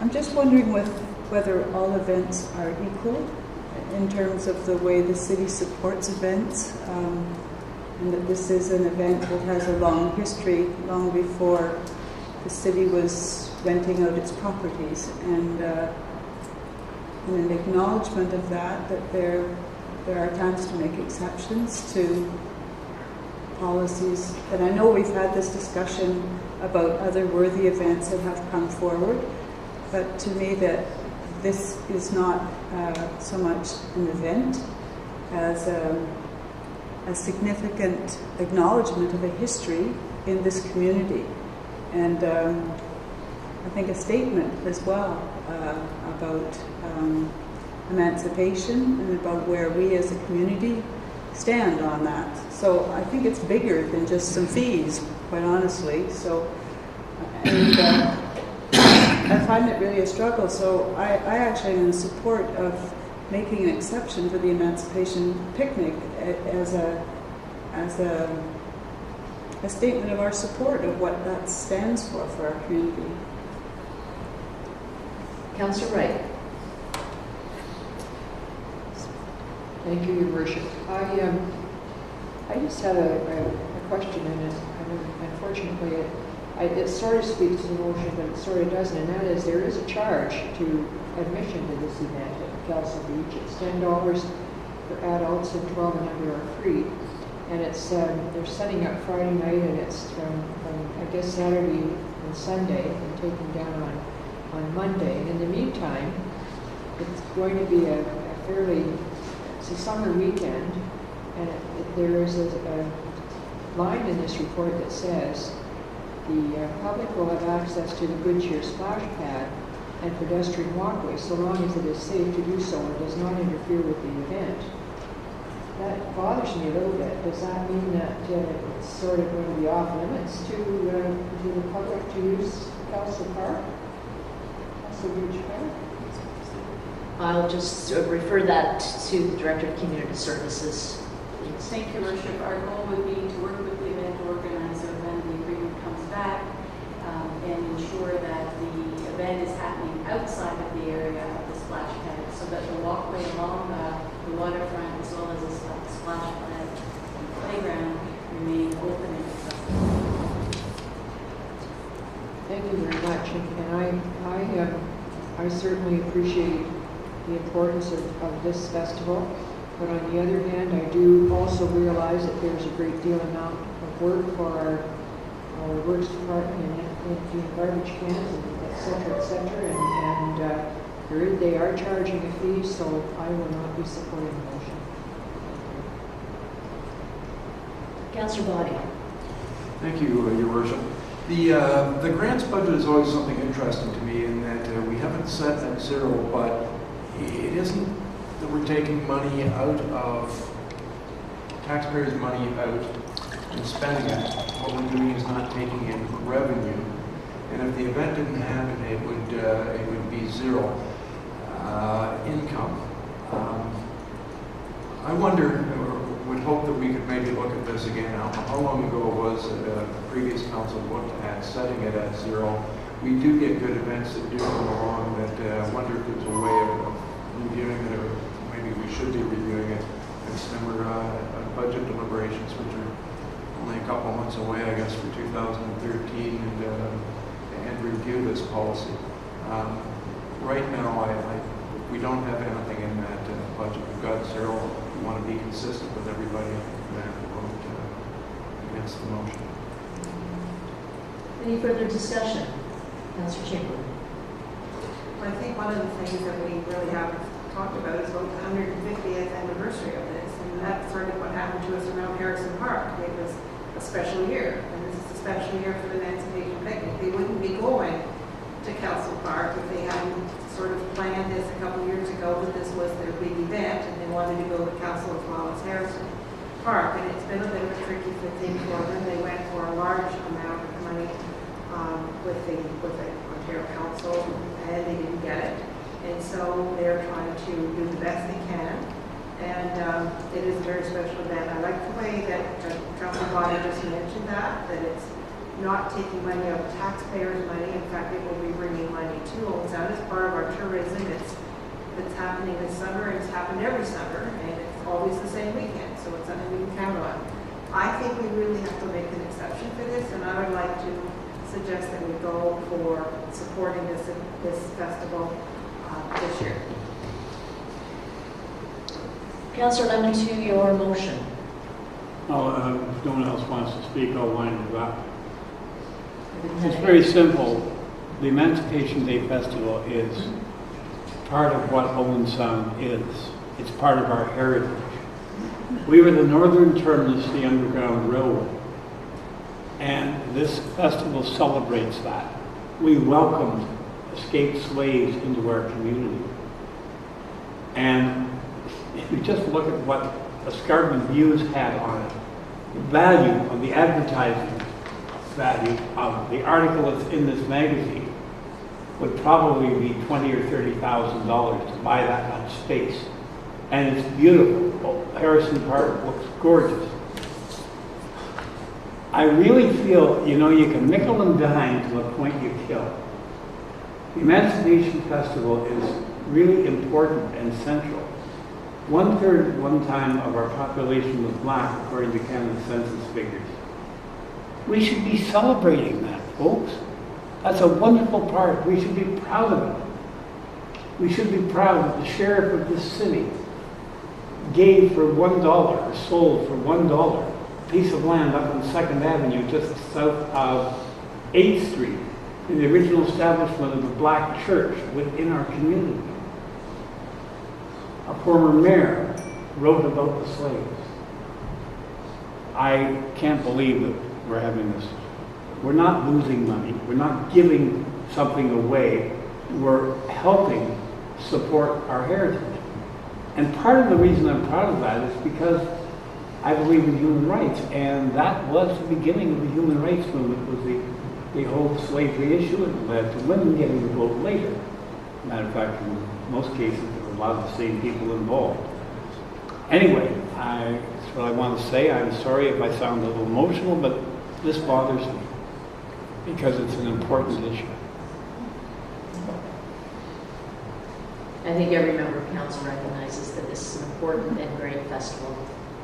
City Manager. Council, I would draw your attention in the report under the top of page 4. Does speak to the option of having the city as a sponsor of the event. And that would allow us then to get sponsorship recognition to offset fees that have been made, which would address the appropriate comment regarding the grants budget, which is a zero. And would allow some further recognition in the city in combination with this event. That's a very important point. Thank you. To the motion. All those in favor? Put your hand up high. All those in favor? And I would ask for a recorded vote, Your Worship. Of course. Opposed? And I'm in favor. That motion is defeated. I'll ask the clerk to poll council. Thank you. Councillor Adair? Opposed. Councillor Body? Opposed. Councillor Chamberlain? For. Thank you.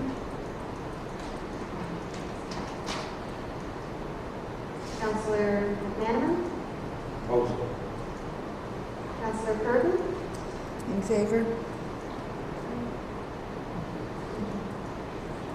Councillor Lemon? In favor. Councillor Twaddle? Opposed. Councillor Wright? Opposed? Mayor Haslam? In favor. The motion is defeated with 5 against and 4 for the motion. Thank you to the clerk. Is there any further direction from council? Councillor Twaddle? I think, Your Worship, we have dealt with the first part of the recommendation, which is to actually approve the festival and establish an agreement. And then move the first paragraph of the recommendation. So you're moving the first paragraph of the recommendation. Yeah, that the mayor and clerk be authorized by bylaw to execute a license agreement for facility use. We haven't done that yet. All those in favor? Opposed? That's carried. Thank you. And any further direction of council on this? Councillor Lemon? Yes, Your Worship. Why are they being charged a hawker and peddler's license fee? Must be planning to sell stuff. Through Your Worship, there are a number of vendors that would attend at the park, so we take a similar approach in summer folk with fingers and less, so it allows an inspection not only, it approves the vendors and allows an inspection not only by public health but by our fire department to ensure use of propane, etc. is not safe. So we're proposing rather than an individual fee for each of the vendors, one fee that would cover the room. Thank you. City Clerk? Thank you. As I understand, Councillor Lemon's motion was to deal specifically with the Harrison Park Picnic Shelter, which leaves the issue of the Kelso Beach Park, the license and the tent permit still to be open. Thank you. What is council's direction? Councillor Bird? I would move waiving the hawkers and peddlers license and the tent permit. Thank you. To the motion, thank you. All those in favor? I'm also in favor. Opposed? That motion is defeated. Further motion, council. That's me. Your Worship, I would move that we waive the 3 things that we just discussed in exchange for sponsorship recognition to offset that fee to be waived. It's always creative thinking. It's right there. It's not creative thinking. Someone else's creativity. So is the clerk, you've got the wording on that? Councillor Biden, does that include the Kelso Beach Park, or is it just Harrison Park, Hawker Peddlers and tent? Let's keep it simple, all 3.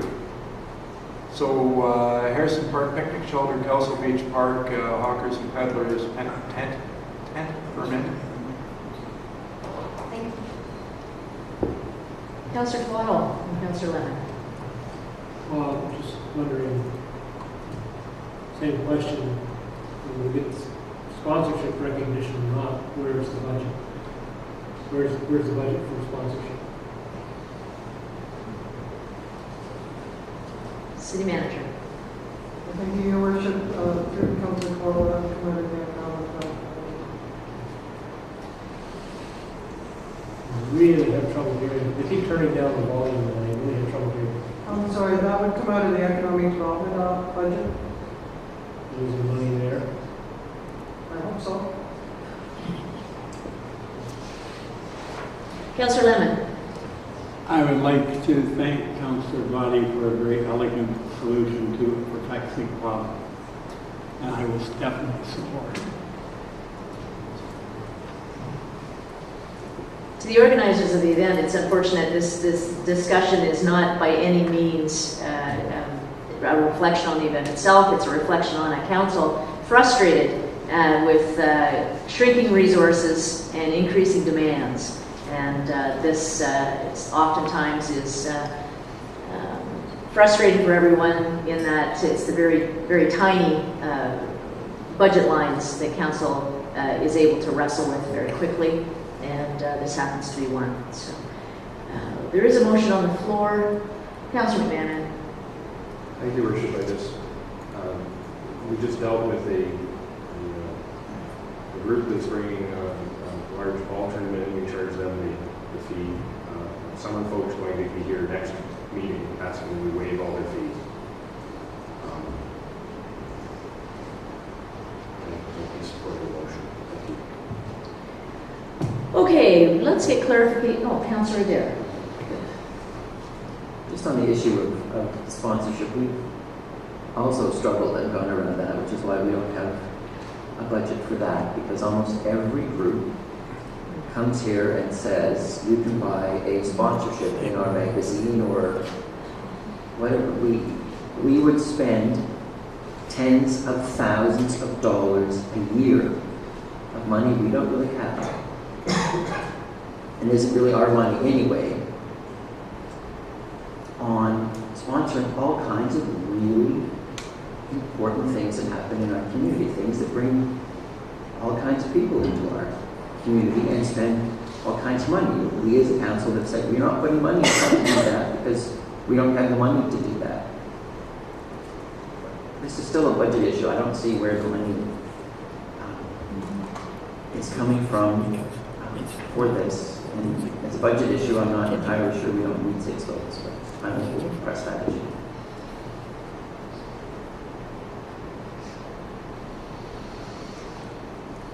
Further discussion, Councillor Wright.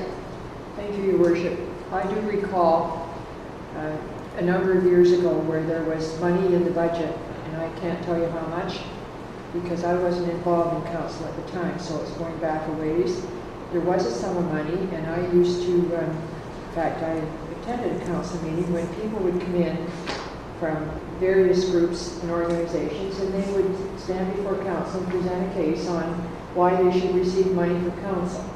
And they would be given a grant of such and such, and there's a city band that we gave a grant to, and that city band performs a lot for the city of Owen Sound, and they no longer get a grant. And it's just that we They get a smaller grant. They get a smaller grant. Well, it's just that we keep, saying this is something. Do we want to bring that back? And if we want to bring it back, it's a discussion for budget. But I'm sorry, I have to agree with Councillor Adair, who has just said we can't treat one group different than the other group, no matter what. Councillor Lemon, he did a wonderful job about talking about the French Quarter and their heritage. What if they come to us and say, we want money to provide a wonderful show for the French community? What are we going to say to them? I mean, it's just we have to be fair to all, and I certainly support the Emancipation, and I think they do a wonderful job of being down to the Emancipation and had a great time, and I do support it, but I think we need to be fair to everybody, and we can't do this up and down. You can get it, but you can't. I mean, that's picking and choosing, and I don't think that that's the right thing to do. I think we have no money in the budget for any of this.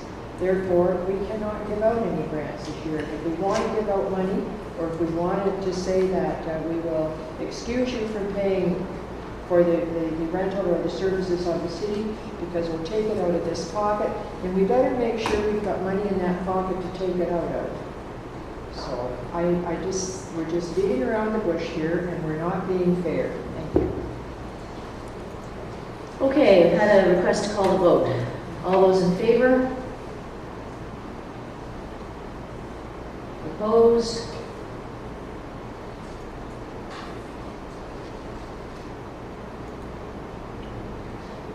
That motion is carried. I'm in favor. Moving along. Took a little longer than I thought, but we moved up on the agenda by 20 minutes. So, are there any other items on this particular report council would like to provide direction on? Madam Clerk, we've covered it all off. Thank you. We will go back now to item number 3, Under reports, page 92, we have a report from the Manager of Economic Development and Tourism with regards to Ontario Lottery Gaming Commission and new opportunities perhaps for Owen Sound in the gaming sector. City Manager. Your Worship, I wonder if we could go to item number 2, because I really wanted to talk about it.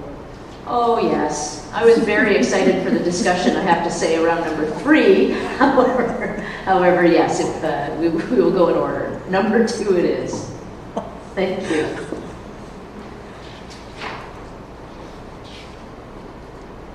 Go ahead. So, thank you, Your Worship, members of council. Well, we're moving along in an exciting way, I think, regarding the review of our strategic plan. We had a very productive day with council and senior management back in April.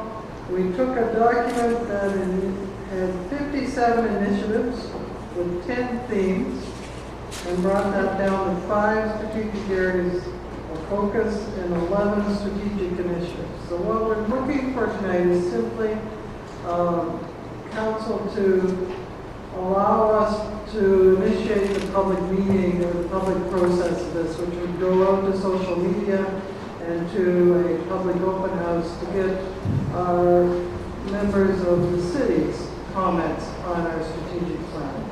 And then we would come back to council, and we have a couple of options at that point. We could have another session with council, reviewing in some detail what we've heard from the public, or depending on the input there, I'm really in council's hands at this point.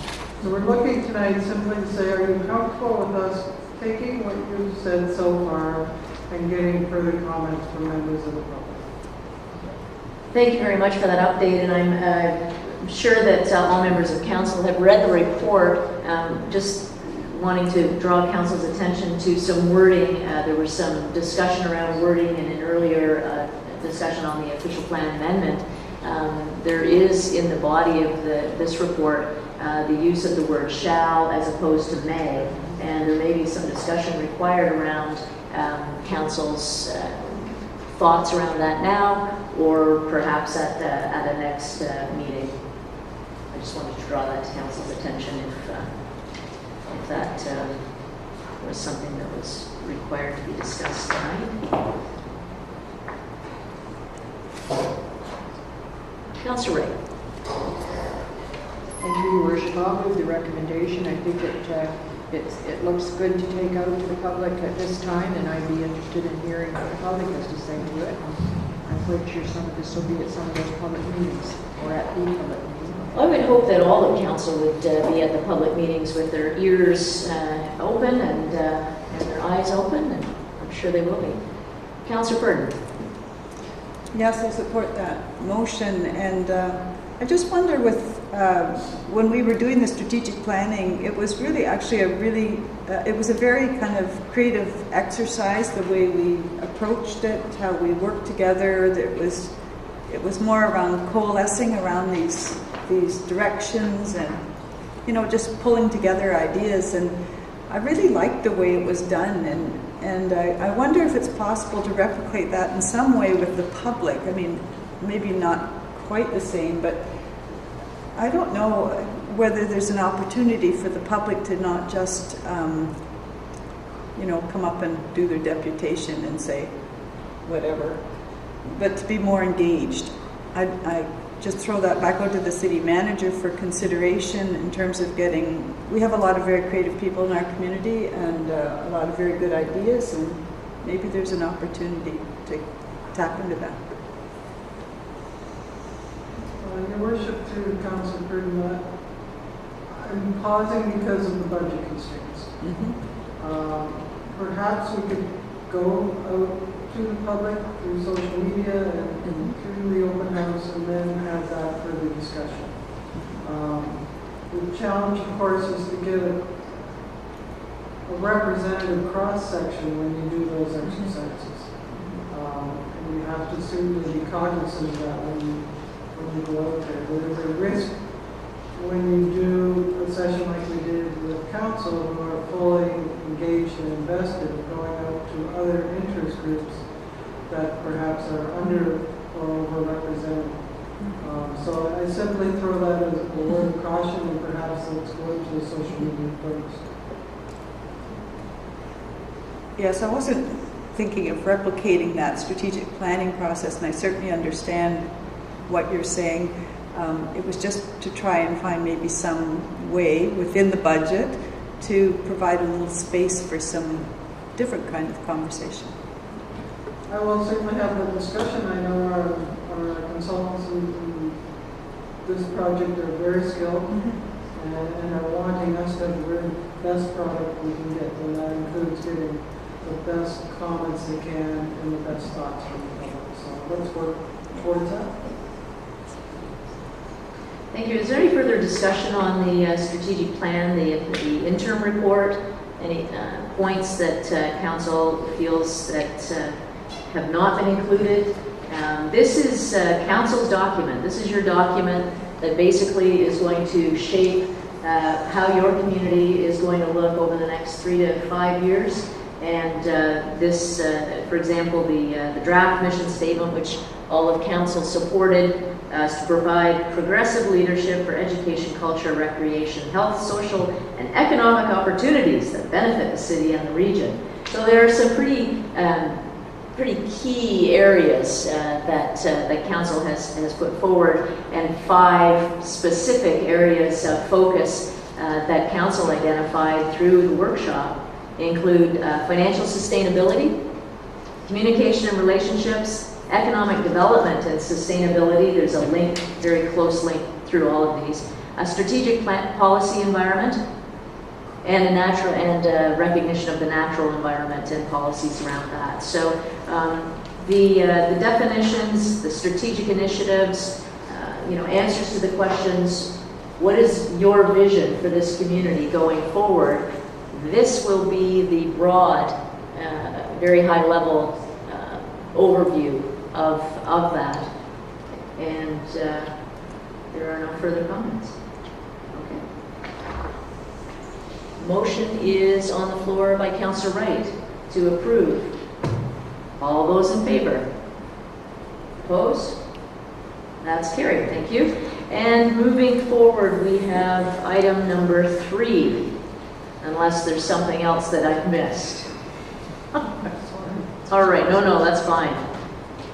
We do have a report from Manager of Economic Development and Tourism, and welcome.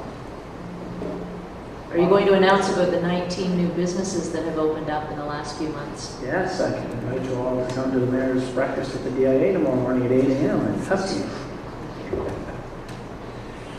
So this report, Your Worship, thought this report would be important to bring forward to council because in the last economic development meeting, as we were discussing the opportunities, OLG was releasing that an hour before the meeting, their zones and new information. So they have new gaming opportunities that they're allowing through different zones, and those zones have been identified. They're very prescribed zones. There was one in Collingwood, one in Hanover. Owen Sound was not included in that, as were a number of the communities. So they have also indicated an invitation to comment in general. And I wondered, through the last economic development set of minutes, it was not clear whether that was understood or the zones weren't understood. So if council is interested in expressing an interest in a zone, not that we could request one, right now we do not have any opportunity, as far as I interpret what was been released by OLG. So there's also future opportunities around modernizing bingo and other facilities which our local operators can take advantage of as well. This is strictly the other gaming, the slots and tables. Thank you. Councillor Lemon? Well, I would really like to get an answer from OLG, which is supposed to represent all the province, why Owen Sound was totally ignored and not consulted about the fact that we weren't being looked at. Question 1. And question 2, I think we should be pursuing this because casinos, slots all create jobs, and we need jobs badly in this community. And I really, like we're sort of the forgotten part of Ontario once again. And I think we should pursue this and pursue it with vigor. And so I would move the recommendation that we request staff to respond to OLG's request for information and saying that we're not happy that we're not in a zone and why were we not considered and how do we get ourselves considered. And whatever else Steve feels is necessary to push our case.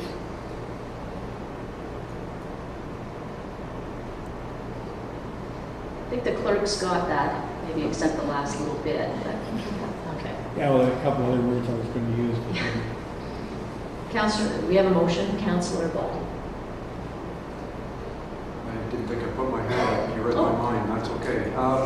I think if we want to be a regional center, this is something we should chase after. We can make decisions about all the pros and cons of anything that could come along down the road, but we need to, I think, contact them and keep our options open and say we're interested or we don't want to be ignored, whichever, and hope to be added to a zone in the future. Councillor Purdon and Councillor Darren. Has there ever been any kind of community consultation around the interest on the community level in having a casino or gaming opportunities? Okay, so if I may, there was a plebiscite a number of 14, 13 years ago. Oh, that long ago. Yes. So a decade and a half, and it did lose. It was 51% opposed the pursuit of, at that time it was a casino. Can I continue? So Please do, that yes. was my question. Was just so that was 15 years ago, and Yes. it was kind of a tie or slightly tilted. In Well, not it wasn't. No, it was 51% 51%. So opposed. And Opposed. That's all it. Okay. That's So I just wondered if I don't think there's any harm in going forward and looking for information from the province about how they determine these things, but how do we determine it in our own community whether this is something that people think is a good idea? Councillor Darren. Thank you, Worship. There's certainly pros and cons about this, and I'm sure if we ever get included on this list that will happen, a full review of the pros and cons, but not even being able to review that does seem to me rather short-sighted on the part of the government. And I certainly support the motion and exactly what Councillor Bonnie said. We can't even have the discussion because they said we can't even look at this, and I think it is something that we need to look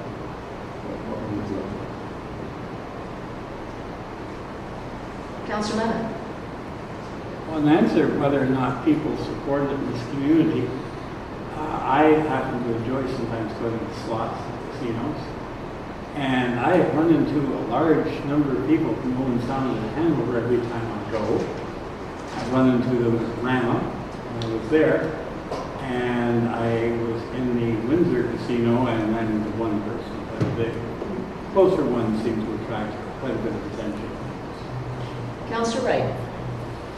Thank you very much, Your Worship, and I think Councillor Lemon brought up a very interesting point, and the point being, if people from this area are supporting the casinos close to us, and that would be Hanover, etc., then part of the money that is given back to the municipality should be shared around, and I think that that's something that we should be going after, that if there is the local casino being based in Hanover, then that money should probably be shared within the County of Grey and the County of Bruce, if that's the area that it would. And I think we would be better off going after a share of the funds than trying to get a casino on our own in the community.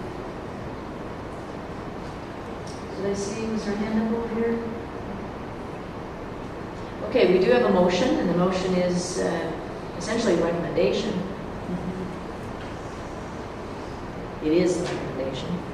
All those in favor? Opposed? The motion is carried. Thank you. Thanks for the report. Moving on, we're at item number 4. We have a report from Deputy Clerk with regards to an encroachment agreement.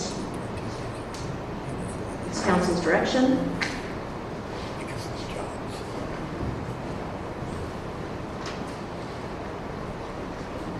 It was a beautiful weekend, wasn't it?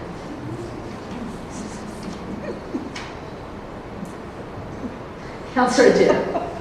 Fine, I'll move the recommendation to deny the encroachment. Thank you. All those in favor? Opposed? That's carried unanimously. Thank you. We're moving along. We have a request for land sale, lane PL 227. Council's direction.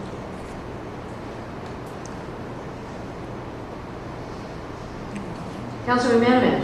We move the recommendation that we approve in principle the sale of this piece of land. All those in favor?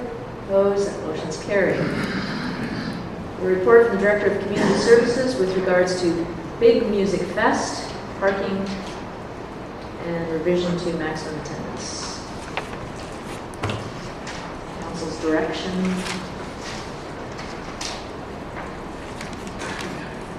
Councilor Dare? I'll move the request, I'll move the recommendation, Your Worship. It's interesting that the senior North Stars across that will be benefiting from parking this year, and some of that money will be going to mine across. So the last time they picked a community group as well who benefited from that. I think this is a great part of the community that they support. Well, they Okay. Motion is a recommendation. Ms. Coulter. Thank you, Your Worship. Just a note of clarification came through from Mr. Higgins today that the group that will be doing the parking on the Kelso Beach site itself will be a volunteer group that Mr. Higgins hasn't disclosed yet, but it would be subject to the same terms and conditions. The recommendation also speaks to the requirements of the Owen Sound Medical Building, Inc., and Mrs. Prince has provided those on behalf, and there's 5 additional conditions, and approving the recommendation will include those conditions, which I will be able to provide to the clerk. But it is things such as providing insurance, ensuring that there are sufficient spaces for patients up until 12:30 that day, etc., that fire routes, etc., remain open as the building is open until 12:30 that day. Thank you. Okay. All those in favor? Opposed? That's carried. We are at item number 8. We have a report from Director of Community Services with regards to the new radio tower. Councillor Chamberlain. I'll move the recommendation as is presented. All those in favor? Opposed? That's carried. We have another report from Director of Community Services with regards to potential land sale in an industrial park. Council's direction.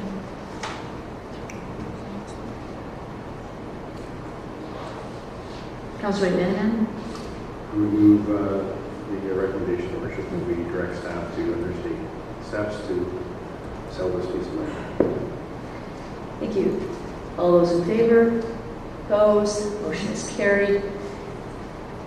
We have a report with regards to an application for rezoning, 1835 3rd Avenue East, and recommendation there. Councillor Chamberlain? I'll move the recommendation. Thank you. All those in favor? Opposed? That's carried. We have a report from the community planner with regards to an application for rezoning. It's a technical report on Heritage Grove Center, Inc. at 2125 16th Street East. Councillor McManaman? Thank you, Worship. Question, I would move the recommendation that we go to a public meeting and ask for a report from staff following that. Just a question of clarification. Proposal as a request, I guess, talks about some significant changes to the zoning that's allowed on this property. And I just want to be clear, a question of staff, Ms. Coulter, the numbers that are stated here, the maximums and minimums and that are allowed and the different types of, those are all established through a market impact study previously. That's correct? That's correct. If council will recall, there was a market impact study, and then the city had retained the services of Jeff Clynes to do a peer review. There was significant work to establish the cap on the site as well as the categories and the caps of GFA within each of those categories. So, and we now have a market impact study. There is one that's out for peer review right now from this proponent. Yes, Urban Metrics submitted with the application a market impact study, and we have forwarded that to our peer reviewer, and we are awaiting those comments. So around the time of the public meeting or after, we'll be providing the results of that peer review through to council. Well, I look forward to that peer review because it'll be interesting to see if we just received a market impact study, say a year or so ago, and now they want to do one that basically significantly changes. The market impact study was just a year of doubling the size of the gross floor area, reducing the minimum by half, changing a number of the restrictions and uses. Anyway, that's prejudice going forward. That will be an interesting review, I think. So It is never dull. I will move the recommendation that we move to a public meeting and the staff report on this. Okay, we have a motion, Councillor Chamberlain. After your worship, I just wonder if we have any idea when that public meeting will be. We do, your worship. I think the notice may have been said. If I could endeavor to report back to council.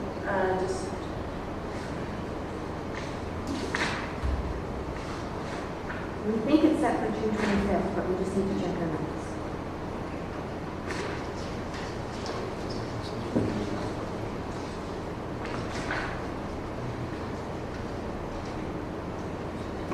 It is, your worship, June 25th.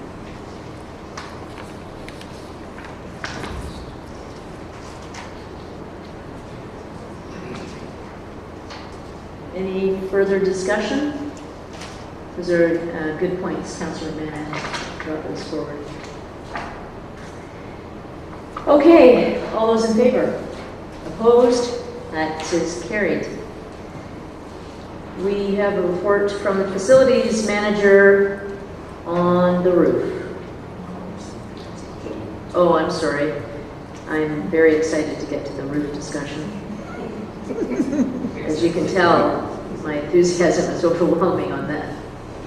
Former CPR station. Ontario Heritage Trust. We have another $50,000 anonymous donation through the trust, and this is looking for council direction to support moving forward. Councillor Twelve. I'm really happy to support this because I think we have to do something about this building. I drove by it on the way here tonight and I'm appalled. And I would ask if we can at least please go by and take down the weeds that are growing through the concrete and up the side of the building. It is an embarrassment. And I think we have to pay better attention to these properties. The paintwork, I know we do a lot of work that doesn't show. There's important work to be done, but boy, CP certainly ignored that building for a long time. And in terms of basic cosmetics, we have done nothing to enhance the appearance of it. And it is embarrassing. Thank you for those comments. I couldn't agree more. All those in favor? Opposed? That motion is carried. Thank you. Councillor Derrick. Just I'm on the roof now as well. Songs. Speaking of ignored buildings, Yes. I would move the recommendation that we engage Garland Canada to administer tender for the replacement of the city roof. We don't have any money, but we also don't apparently look after our own properties very well, and I hope that, and I'm just as guilty as I've been here for quite some time, just as guilty as the rest of the council. Looking after the city's capital resources and the buildings that we have seems not to be a budgetary priority because we have so many others. And I know when we set money aside this year to do work in the council chambers before the ceiling collapsed, we took a great deal of criticism for wasting our money on things like council chambers, etc. That we should be spending our money on something else.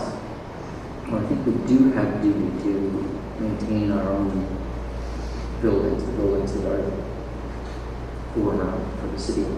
This company will also come in and check all of our other routes, and I hope that we proceed with a check of all of our buildings. And we really just want to, next year at capital budget, think a little more seriously about maintaining the buildings that we have. Having fixed a leak a couple of years ago would have prevented us having to spend this money, and that's the case with the sea.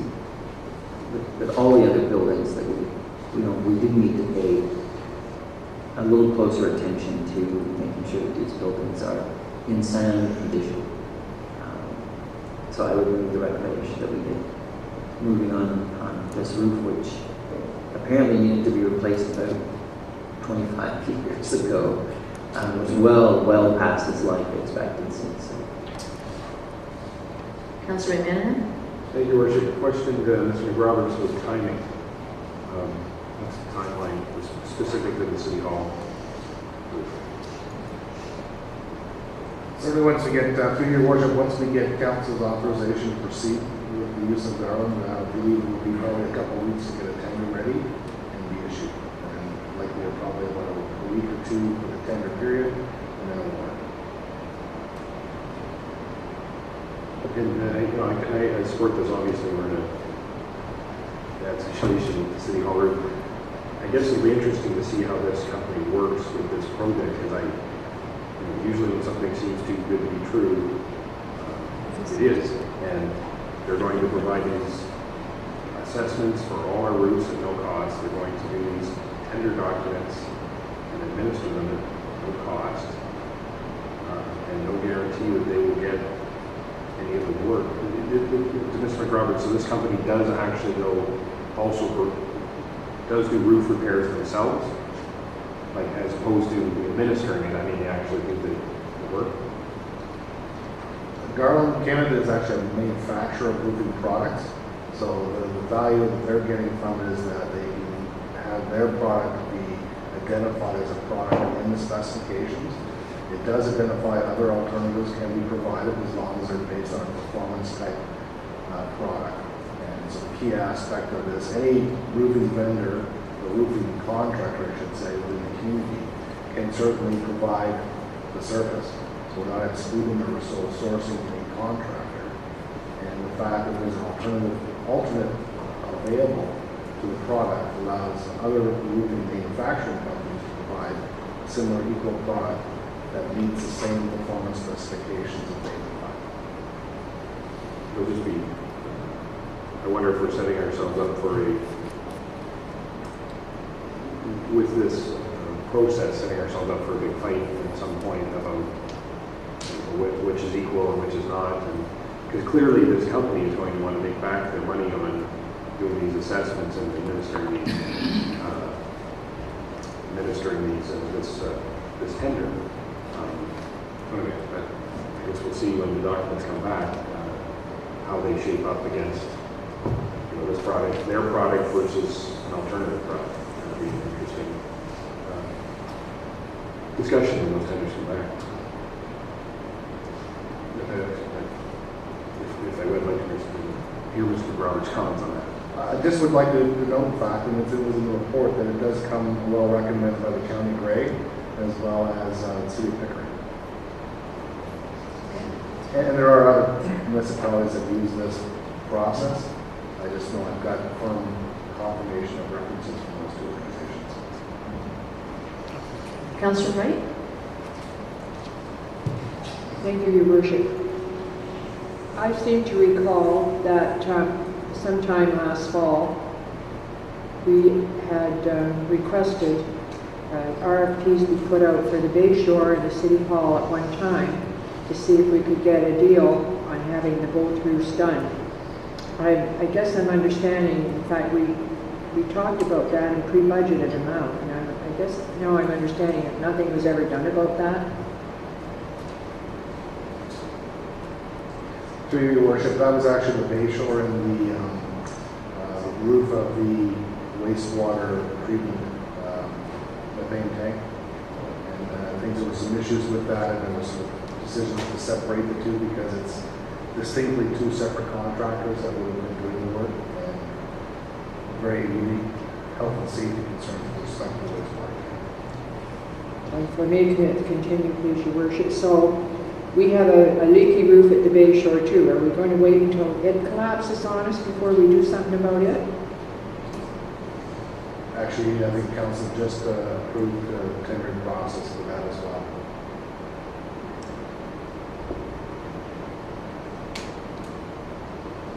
Okay, I won't hold my breath. Thank you. Councillor Warden? I'm in support of the motion and also in support of the city setting a good example for the maintenance of its buildings and the enforcement of its own bylaws in terms of building repair and safety for staff and for everybody else who's in the building. I'm just really happy that nobody was there when the roof caved in, because it could have been a big problem. And so yes, I think we can spend some time as a council really looking at developing a plan. Councillor Adair? Okay, Councillor McLellan? Thank you, Worship. I wasn't aware of about the bay shore, so that's good to hear, but clearly the direction we've heard and you told us is the City Hall roof is moving forward in a very timely manner. And just to further, so I would like to ensure that the bay shore roof is moving forward in a timely manner as well, because I would echo Councillor Wright's comments that that's been going on now for a couple of years anyways. And since it was built, maybe, but at least on this council's radar for a couple of years. So I just want to make sure that it's moving forward. And perhaps I just missed it. I didn't realize we were moving forward with those tenders. So could I ask, actually, could you send us information just on that and how it's progressing? Yes, absolutely. I can give an update to council. That'd be great. Thank you. Thank you. Councillor Lemon? Yes, Your Worship, through you. I'm really glad we're doing this, because one of the things that I noted when I was up at Harrison Park at one of our meetings was there are a couple of roofs up there that are, I don't know whether they're leaking or not, but the shingles are pretty well all gone. And I do think it is high time that we had a conscientious program, because when the roof goes, the whole building goes. And that's exactly what happened up on the bandstand at Harrison Park. And that's why the Sophoclesia went, was because the roof was leaking. And if we had to fix the roof before it started leaking, we wouldn't have the repair cost. And this is the case, either pay me now or you pay me later. And when you pay me later, the expense goes up many times over. City Manager? Thank you, Your Worship. I am very encouraged by council's comments this evening. I hope you will recall them when we're doing the 2013 budget. But in seriousness, there are a couple things at play here. Huge deficit of finances to maintain our buildings. That's not going to change. You are in critical times from a financial perspective. We struggle every day to deliver the core services that are required by our residents, and our own buildings have suffered because of that. Not only don't we have the financial wherewithal to maintain our buildings, we don't, quite frankly, have the staffing complement to get things, reports to you and tenders through, etc., in a very timely manner. We are at that point in this city's financial resources. We simply have been trying to do too many things with too little financial resources. And I will be coming to you at budget time saying it's time to make some very difficult decisions. We can't continue to carry on the way we are and to maintain buildings in the fashion that they should be maintained. and to deliver all of the programs and services that we currently do at the level we do. There's some very, very fundamental decisions going to have to be made in the 2013 budget.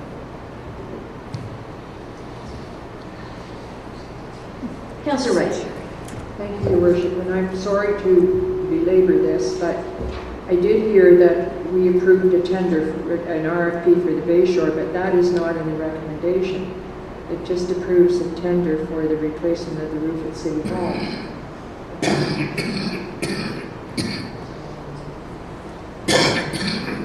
Through your worship, what we did, the engineering work was basically approved for the Bay Shore, so there's a design work going in the process. And once that's complete, then a tender will be issued. The tender will be issued when that is complete, or does it come back to council for permission to do the tender? Staff basically make decisions about awarding tenders, or sort of issuing tenders, so we will basically prepare the documents and issue the tender. Council provides the authorization on the award of the tender. So at this point in time, this is with respect to the Bay Shore. Council has given us direction to issue an RFP to go, we've got an RFP, we're doing the design work for the Bay Shore. And once that design work's complete, then we'll come back, we'll issue a tender and come back to council with a recommendation for award. Thank you.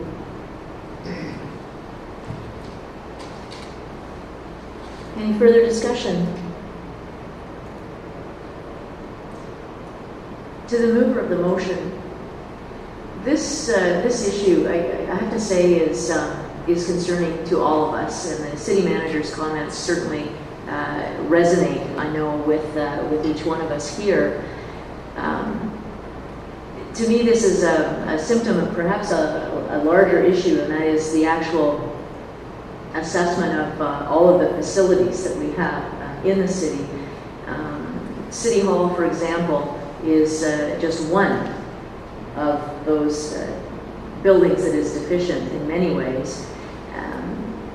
I would suggest perhaps that a small committee of council, an ad hoc committee of council, be developed or be formed if there are volunteers to really zero in on the deficiencies at City Hall and other buildings. Just in the discussion here tonight, these things have been sort of popping up, and whether council wants to make a decision on a subcommittee tonight or in 2 weeks' time, at least give some consideration to a subcommittee that can work with staff and the facilities manager to zero in on the issues and the needs. Councillor Adair. Maybe speaking to that after this particular motion, I would certainly be interested in looking at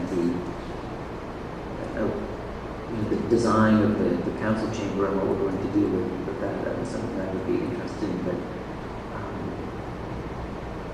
I think we probably need to deal with this motion and then maybe make a subsequent motion or chat in. Sure. Mr. McLellan. Yeah, if I could, I wouldn't mind adding to the motion, or to the recommendation of the report. One aspect of the work as well that would be involved is a recent issue with respect to council chambers is we'll have to have some work done on the inside of the council chambers as well. And that will be done by a very selected type of contractor who can manage asbestos work. That being said, I would like to have council's authorization to rather than going through a purchasing policy and issuing a tender for that work, that we get 3 quotations, and based upon that quotation, that we would award that scope of work for the removal of the ceiling within the council chambers.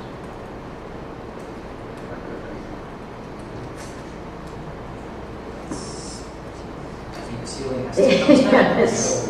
If it isn't already. It's connected. If we wait long enough, probably we'll just have to actually.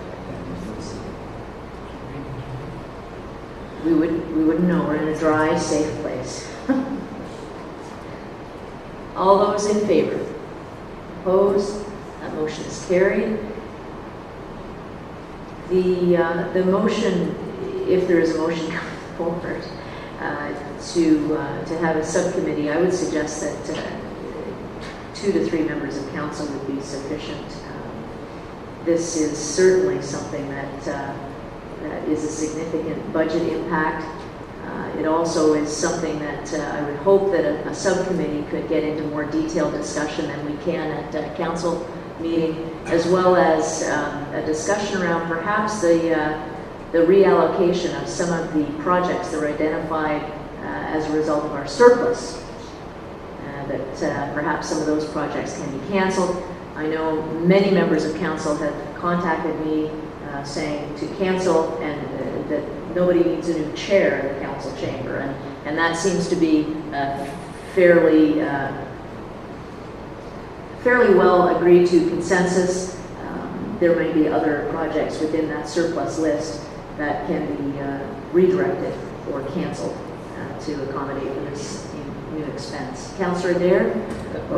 Thank you, Worship. Well, I'd like to start moving baby steps, and I would move that a committee, and I guess since I'm moving the committee, would like to be on that committee to review the design of the council chamber and the issues around that.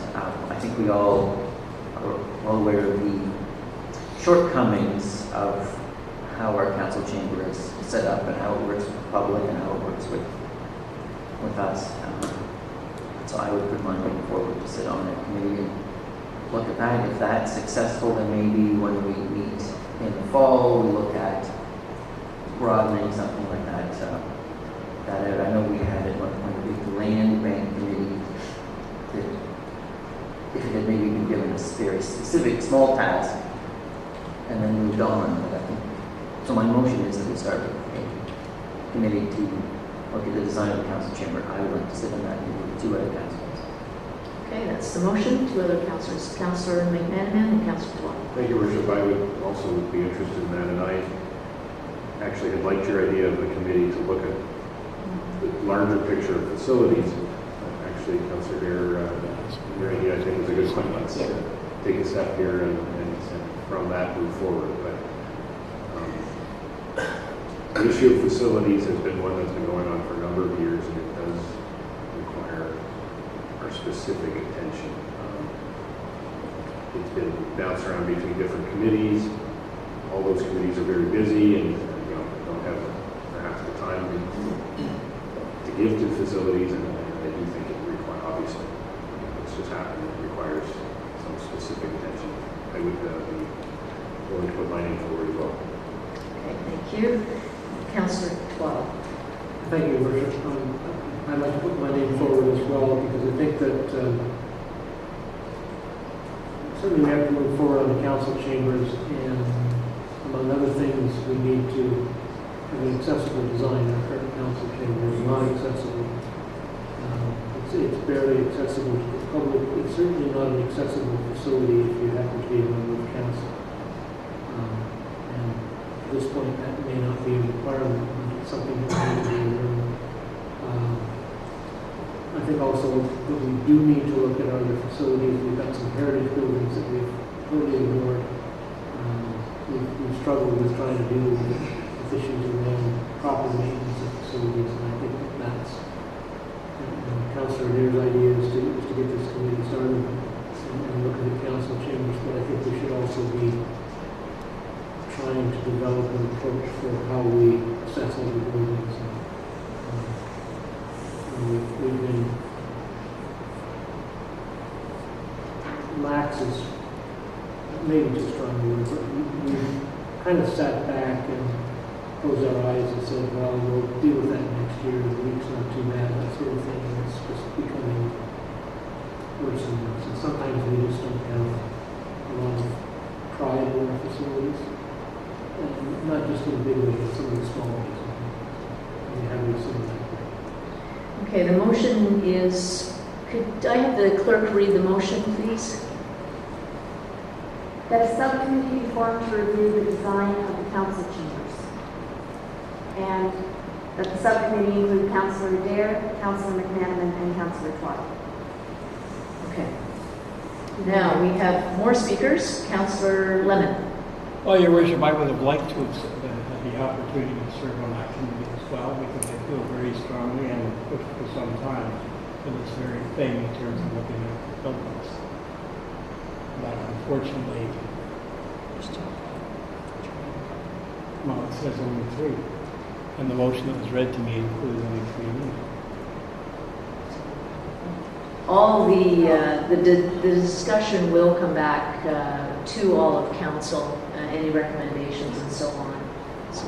So is it too late to put a name on, or is that the 3 names already selected? The motion is, Your Worship, perhaps the clerk's department was jumping the gun. Councillor Adair's motion was himself and possibly 2 other members, and we just started adding the members as they put their names Sure. forward. Fair So enough. we would have read as many members as had their name forward. if there is an overabundance of people who want to serve on this committee, we can do it the old-fashioned way that we used to do, which was we'll do a show of hands, councillor by councillor by councillor, if that is what is wished for. I would like to put my name down, because I think Councillor Wright. we've got 4 men on there. I think we need a woman's point of view sometimes, so I think it's important that we have one on there, so I'll put my name down. Okay. I had already asked previously. Okay, so we have, does anybody not want to be on the committee? Okay, Councillor Chamberlain and Councillor Body and Councillor Burden. This is something, quite frankly, this is not a council discussion. This is a subcommittee ad hoc discussion. So I would ask council to consider that in terms of who's sitting on this committee. Will we go through each member, as I suggested, and vote? You're at least going to get 1 vote each, and it'll get us no further ahead than we are 5 minutes ago. Or we can table the whole darn thing until June 25th, and that gives everyone time to talk amongst yourselves and decide who wants to be on this committee and who doesn't. Councillor Lemon. Motion to table to June 25th. I think that's a good idea. Give us time to think about it. All those in favor of the motion to table? Okay, opposed. Everybody else, that's defeated. So, I'm going to be quiet now. What is council's direction? Councillor Bottle, back to the original motion. My question would be, what's the magic of 3? What is the magic of 3? It's not the majority of council. It's less than the majority of council. There is no magic. There would be if there were 5. I expect I'll be on the committee. There's a great deal of magic in 3, Worship. 3, as long as it's an odd number, you don't end up in a stalemate on a decision. I'll tell you what, I'm going to help council out right now, and I'm going to suggest that we do have a motion on the floor, so let's vote on the motion as My motion is that we form a committee with 3 councillors. I would like to be one of those councillors. Absolutely. Your Worship. To the motion. I would make a unfriendly amendment, I'm sure, that the motion be expanded to 5. Well, it would have to be very unfriendly because that's the majority of council. Okay, to the motion. All those in favor? 1, 2, 3, 4. To the motion. We have to vote on the amendment first. It wasn't accepted. Doesn't have to be. I can make a motion. Oh, it was an unfriendly amendment. Yeah. Okay, let me, clerk, just 1 moment. To the amendment, council. The amendment was to increase to 5 members. Opposed? Everybody else, that's defeated. It's the original motion. All those in favor? Your Worship, point of order. I would like that the committee be appointed, amended to, that we go through a vote process, because it just happened. How is that a point of order? That is not a point of order, I'm sorry. I just don't feel this process is being democratic. You're overruled on that. All those in favor of the motion? Opposed? That motion is carried. Thank you. Moving along to the next. Oh, we have to pick the members of the committee. Oh, yes, that would be good too. Thank you, Councillor Adair. Who would like to be on the committee? Members of the committee. Membership of the committee. Councillor Adair, you did move the original motion, so you're on it. That has been the council's past practice. It's in the policy and procedure. Councillor McManaman, you spoke second to the motion. And who's next? And Councillor Twaddle was the third speaker. I was fourth. Well, that's only because you were looking at that side of the table. And if you had looked at this side of the table, it would have been quite difficult. What is council's wish? You know, The motion passed was for a committee of 3. And now we're saying we don't want to have a committee of 3. We need to close up. Yes. Councillor McManaman. Is it appropriate that I would move the Councillor Adair, Councillor Twaddle, and Councillor Wright be appointed to the committee? That would sure help me out in this seat. And I would move such a motion. Thank you. Motion's on the floor. To the motion. Speaking to the motion, that is excluding certain people very intentionally. And I think that is certainly not the way we should be conducting our business. We in the past have done a poll and there's a vote where each councillor's name is put forward and they get X number of votes. And I would suggest that would be a lot fairer than this way. To the motion. All those in favor? Opposed? The motion is carried. Any other direction required in that Notice one? there was one person voting against. Yes. And I will Two. follow. Two. Oh, thank you. I think that should send the message. Motion's carried. Are we finished with that one? Sorry, Okay. We have a report with regards to the demolition of a building, the Owen Sound Coliseum. Councillor Twaddle. I just have a question about the process that's outlined, where it lists the steps. And the first one is completion of a designated substance survey. Is that to identify any potentially hazardous material that would need to be disposed of especially, or is that to identify everything and how it's going to be disposed of?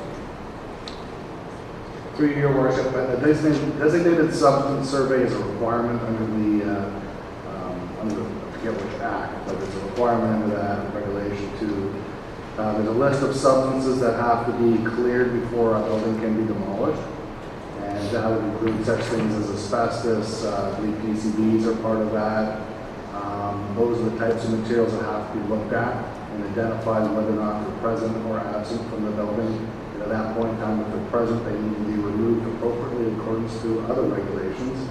And at that point in time, then the building can proceed with the full demolition. So further to that then,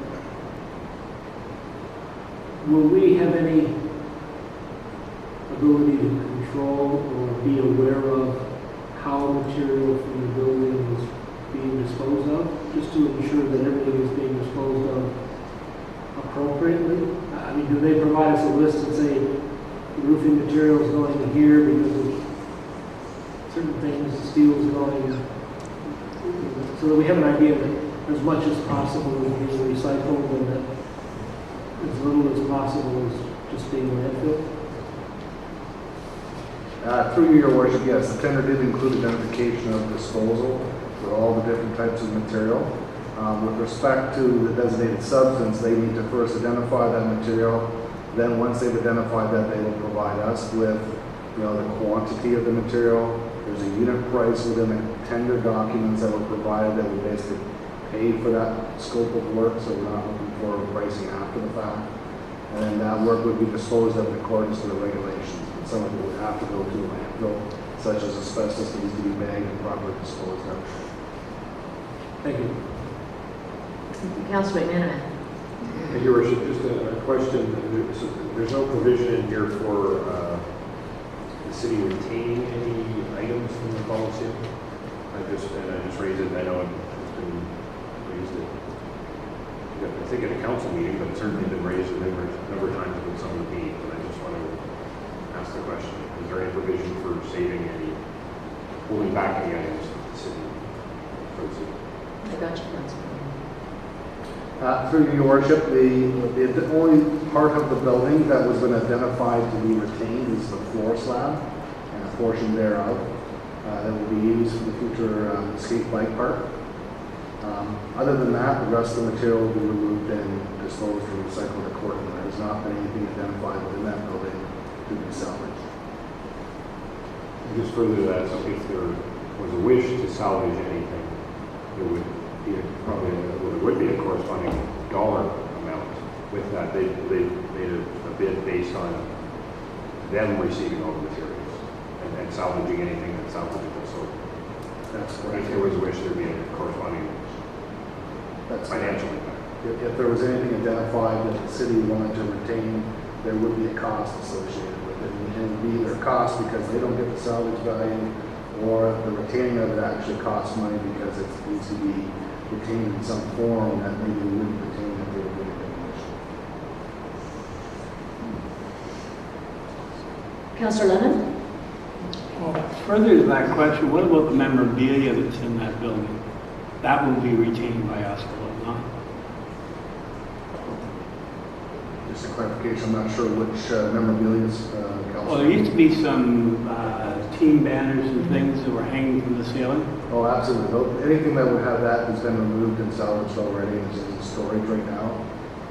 But anything, with respect to boards or trusses or doors, those types of things, they have not been designated for any purpose other than the contractor's disposal. Okay, my other part of my question is, according to this, we had an allowance of $50,000 for this demolition. And it's come in considerably higher than that. Is there an explanation for that?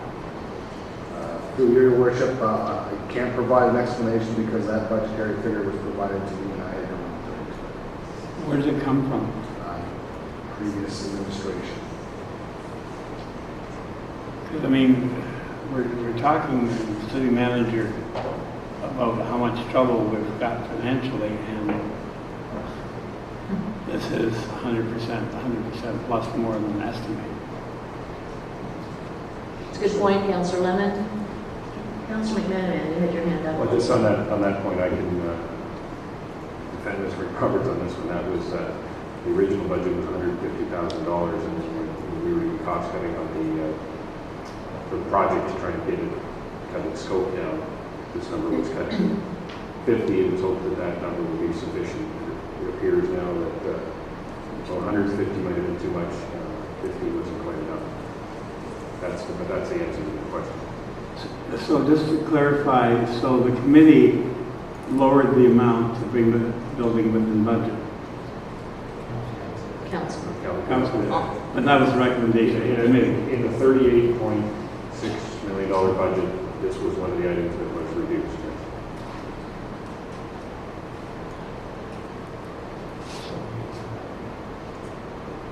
Councilor Chamberlain? I'm not speaking to the budget or the timeline. I'm speaking to some, on behalf of some citizens who came out to the Harbor Charade, and, I know about the trusts, and I understand how these bids go, that if people give a certain amount of money to pay for it because they take everything away.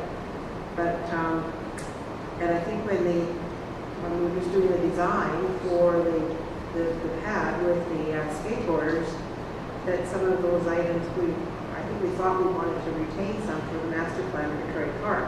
I may be out of line on that, but I just wonder if I know we want to pass it tonight, but I just want to make sure we don't oversee something kind of special happening around parts of that. And how to move forward on that. I'm sorry. Through your worship, and certainly I've had no direction from council to retain any portion of that building. Certainly if that had been provided, then I could have identified it in the documentation. At this point in time, there isn't any direction to retain any trusses for any specific purpose for that. You know, I have to say that I seem to recall quite a lot of discussion and emotion around the retention and the reuse of one or some of the trusses, but it could have been at a public meeting and perhaps was not then endorsed by council. So there certainly has been a lot of discussion around that. Whether or not there's been a council motion to that effect, I do believe that the clerks or staff would let us know on that. City Manager. Council, this is one of those times where I think budget has to rule. We have to get this building down. We have to get it down as cheaply as we possibly can. Even if you were going to retain one of those trusses, then you're going to have to pay to do something with it. We don't have a plan for that yet. It just starts to snowball. There was no specific direction of council. Certainly it was discussed at the charade, but it was not brought forward. I would really encourage us to get this building down and get it down as economically as we can. We're already over the allocation for it. We're simply going to start to continue to go further in debt. When we were doing the wrong plan, when they were doing the Victoria Park presentation, I distinctly remember part of that presentation was some part of the Coliseum was to be included. That was in a presentation to council, which was accepted by, and that report was accepted by council.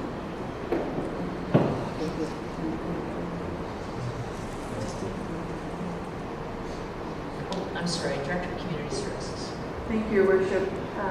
Councillor Lemon is referring to the Victoria Park Master Plan, and certainly the master plan as approved by council contemplates certain features within the park. I'll call them public art, and the concept presented in the master plan by Vanguard was to reuse some of the beams to create a spine throughout the park. The report that went to Recreation Advisory Committee in advance of the RFP certainly spoke to the demolition RFP being developed through operations, and certainly the reuse and salvages of as much material, equipment, and other components as possible will help keep the price down. Mr. McRoberts advises that everything that the city wants to keep starts to push that price back up. If it's council's wish that we keep one or two of the beams, we certainly could go to the contractor and see what the cost of retaining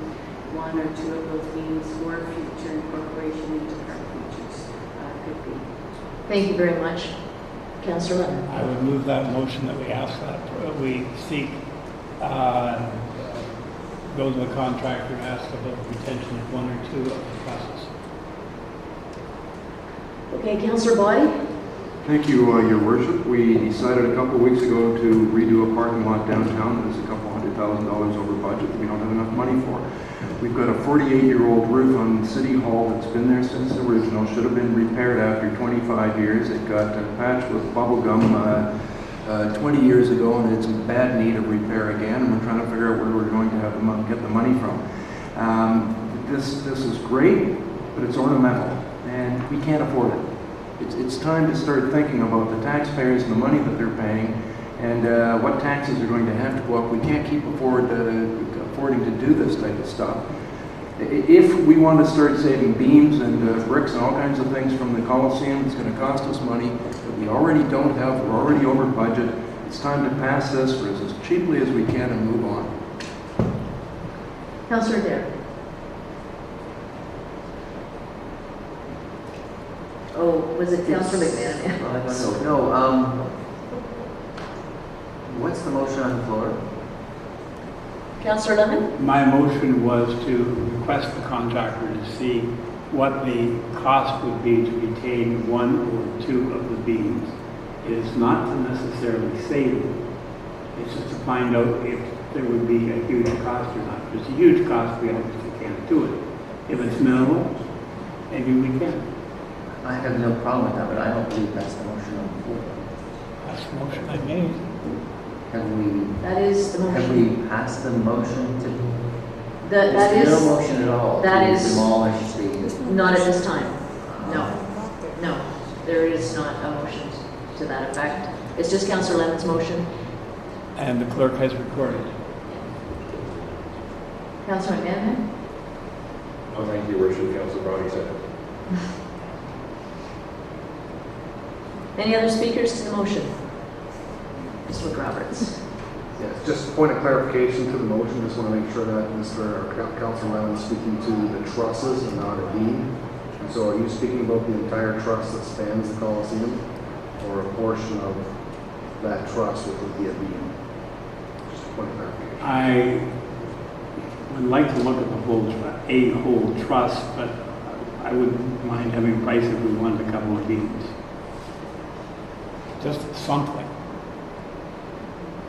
Yeah, from my perspective, I'm certainly not satisfied that all approaches have been used to determine if there's any resale value in those trusses. There seems to have been an enormous amount of interest from various home builders, from various architectural consulting folks in the community, and the opportunity to see if to have an assessed value of those trusses particularly is something that I think is something that could have been investigated and hasn't been, and that's somewhat of a disappointment from my perspective. But we do have a motion on the floor. All those in favor?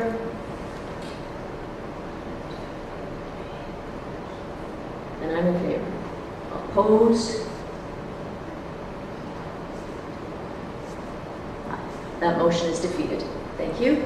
And we now need to go to the original recommendation, please. Councillor Twal. I would move that the Jennifer Demolition be awarded to budget and environmental disposal for $128,206. Any discussion? Councillor Lemon?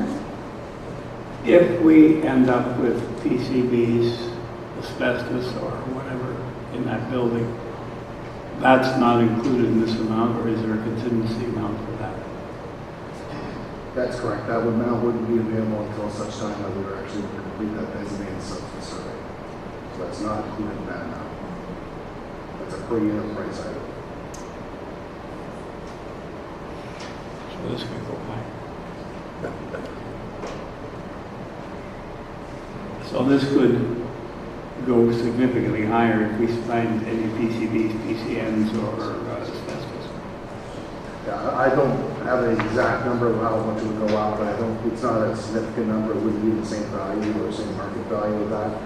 What we're really looking at is disposal likely of this asbestos material. We do know that there is some asbestos elbows in some of the pipe equipment, but beyond that, no, I don't believe there's anything else. But I can't speak for that 100% until I see that survey completed.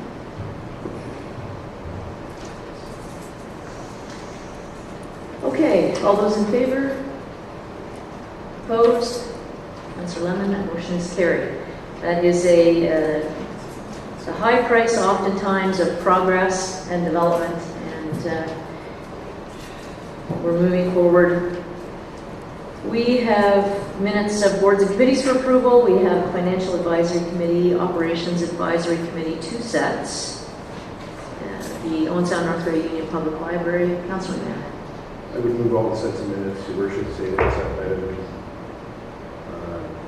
Friends of Harrison Park Committee. Okay, thank you. All those in favor? Opposed? Motion is carried. Go back to you, Councillor McMahon. Thank you, Worship. I would, I have no problem with minutes other than the one section that talks about limiting vehicular access to Harrison Park on the day of the event. I'm not in favor of that, so I would use these minutes, they would accept that. Wait, is that right? That would be a neat way to do They would it. accept that. The top of page 3 of 6 of the minutes. Okay. It was that point. Clerks, clear on that? Council's clear on that? I'm just waiting for that to come up on my system. It's been very slow. Essentially, Councillor Lemon, it's to approve the balance of the Friends of Harrison Park committee minutes, save and accept the portion that refers to restricting vehicular access to the park on that day.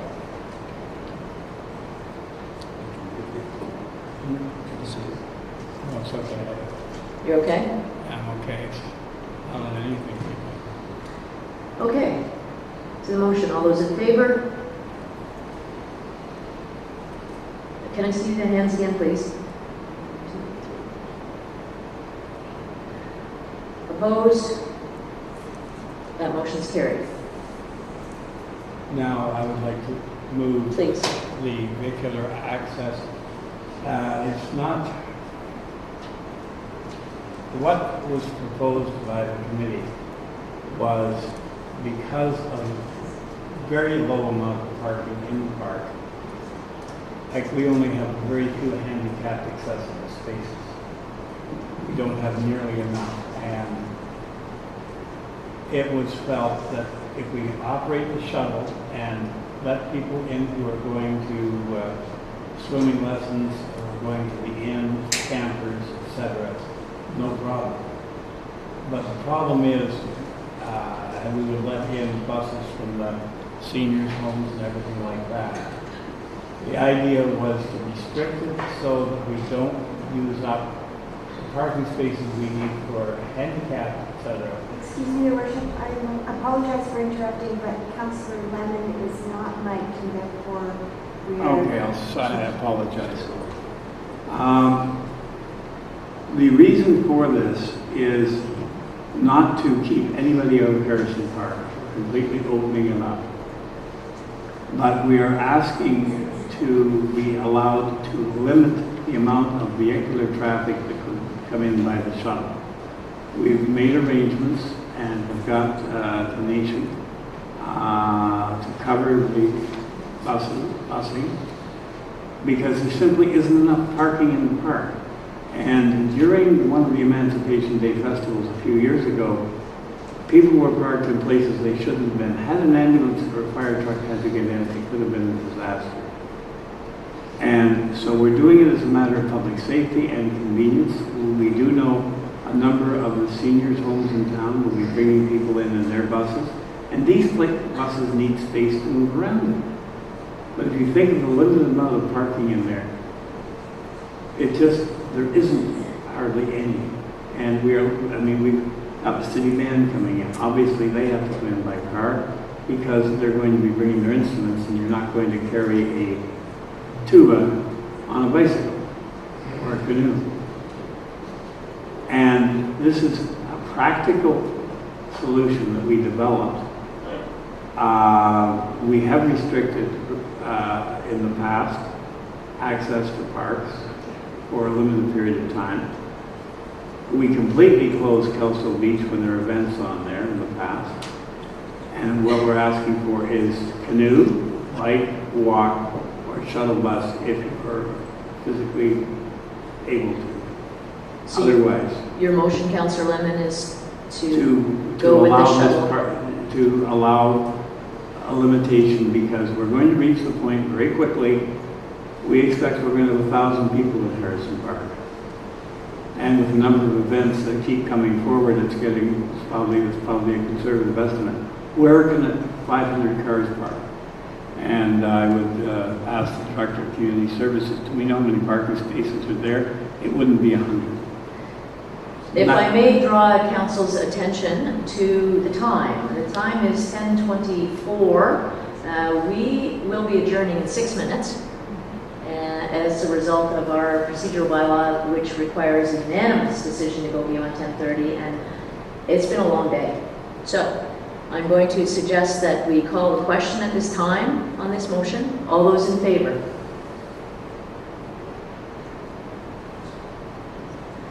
Opposed? That motion is carried. Thank you. Thank you. Moving forward, we have minutes of the in-camera meetings for approval of City Council.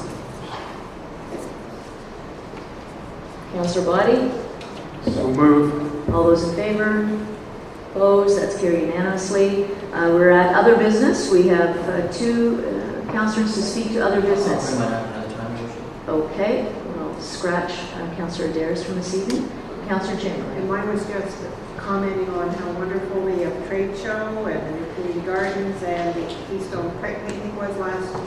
And on Saturday when I was in Toronto, I happened to be on the subway and I picked up this magazine and lo and behold, Owen was in it. And then when I got home and there was all these other magazines that Owen was in, it was very, very nice to have that happen. So I just really wanted to comment on some very positive things. As much as we think that there's a lot of things falling apart, I think there's lots of ways that our city is shining. Yes, please. Smooth committee runs. Thank you. All those in favor? Opposed? It's carried. Resolution adopting proceedings of committee of the whole, please. Moved by myself and seconded by Councillor Wright that the actions taken in committee of the whole, considering public meetings, deputations, public question periods, matters arising from correspondence, reports, matters tabled, motions for which notice was previously given, and other business be hereby confirmed by this council. Thank you. All those in favor? Opposed? It's carried. Thank you. Notices of motion. Issued. Councillor Adair. Councillor Wright. I have a motion. Okay. Councillor Adair. I notice a motion that I will move or cause to be moved, a motion to rescind my previous motion of the April 30th regular meeting R120430-019 pertaining to the waiving of the signed bylaw. Thank you. Councillor Wright. I will bring, I'm serving a notice of motion that I will be putting forth 3 parking meters, that the meters that are broken at this time or will break in the immediate future be clearly marked by bylaw enforcement staff, and that at these broken meters, paid parking is not enforced until the equipment is replaced or repaired or a council decision has been made regarding paid parking. However, restricted time limits continue to be enforced. Thank you. I would ask the movers if they could supply those written notices to the clerk, please. Thank you. Already it's there. To the clerk. Thank you, Your Worship. The procedural bylaw directs that you will give direction to the clerks of who should receive direct notice by mail within 3 days of the notices of motion. So I would ask Councillor Adair and Councillor Wright if there is anybody that they want us to give direct mail notice to. And they can advise you of that within 3 days? We need to get it out in mail within 3 days. Okay, so thank you. Councillor Adair, Councillor Wright, you're okay with that? Okay. We have new business by resolution, bylaws.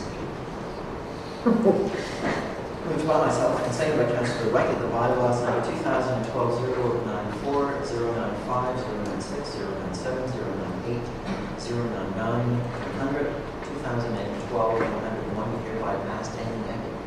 Thank you very much. All those in favor? Opposed? That's carried. I want to thank council and staff for a very productive and long meeting, and wish everyone a good evening. We're adjourned.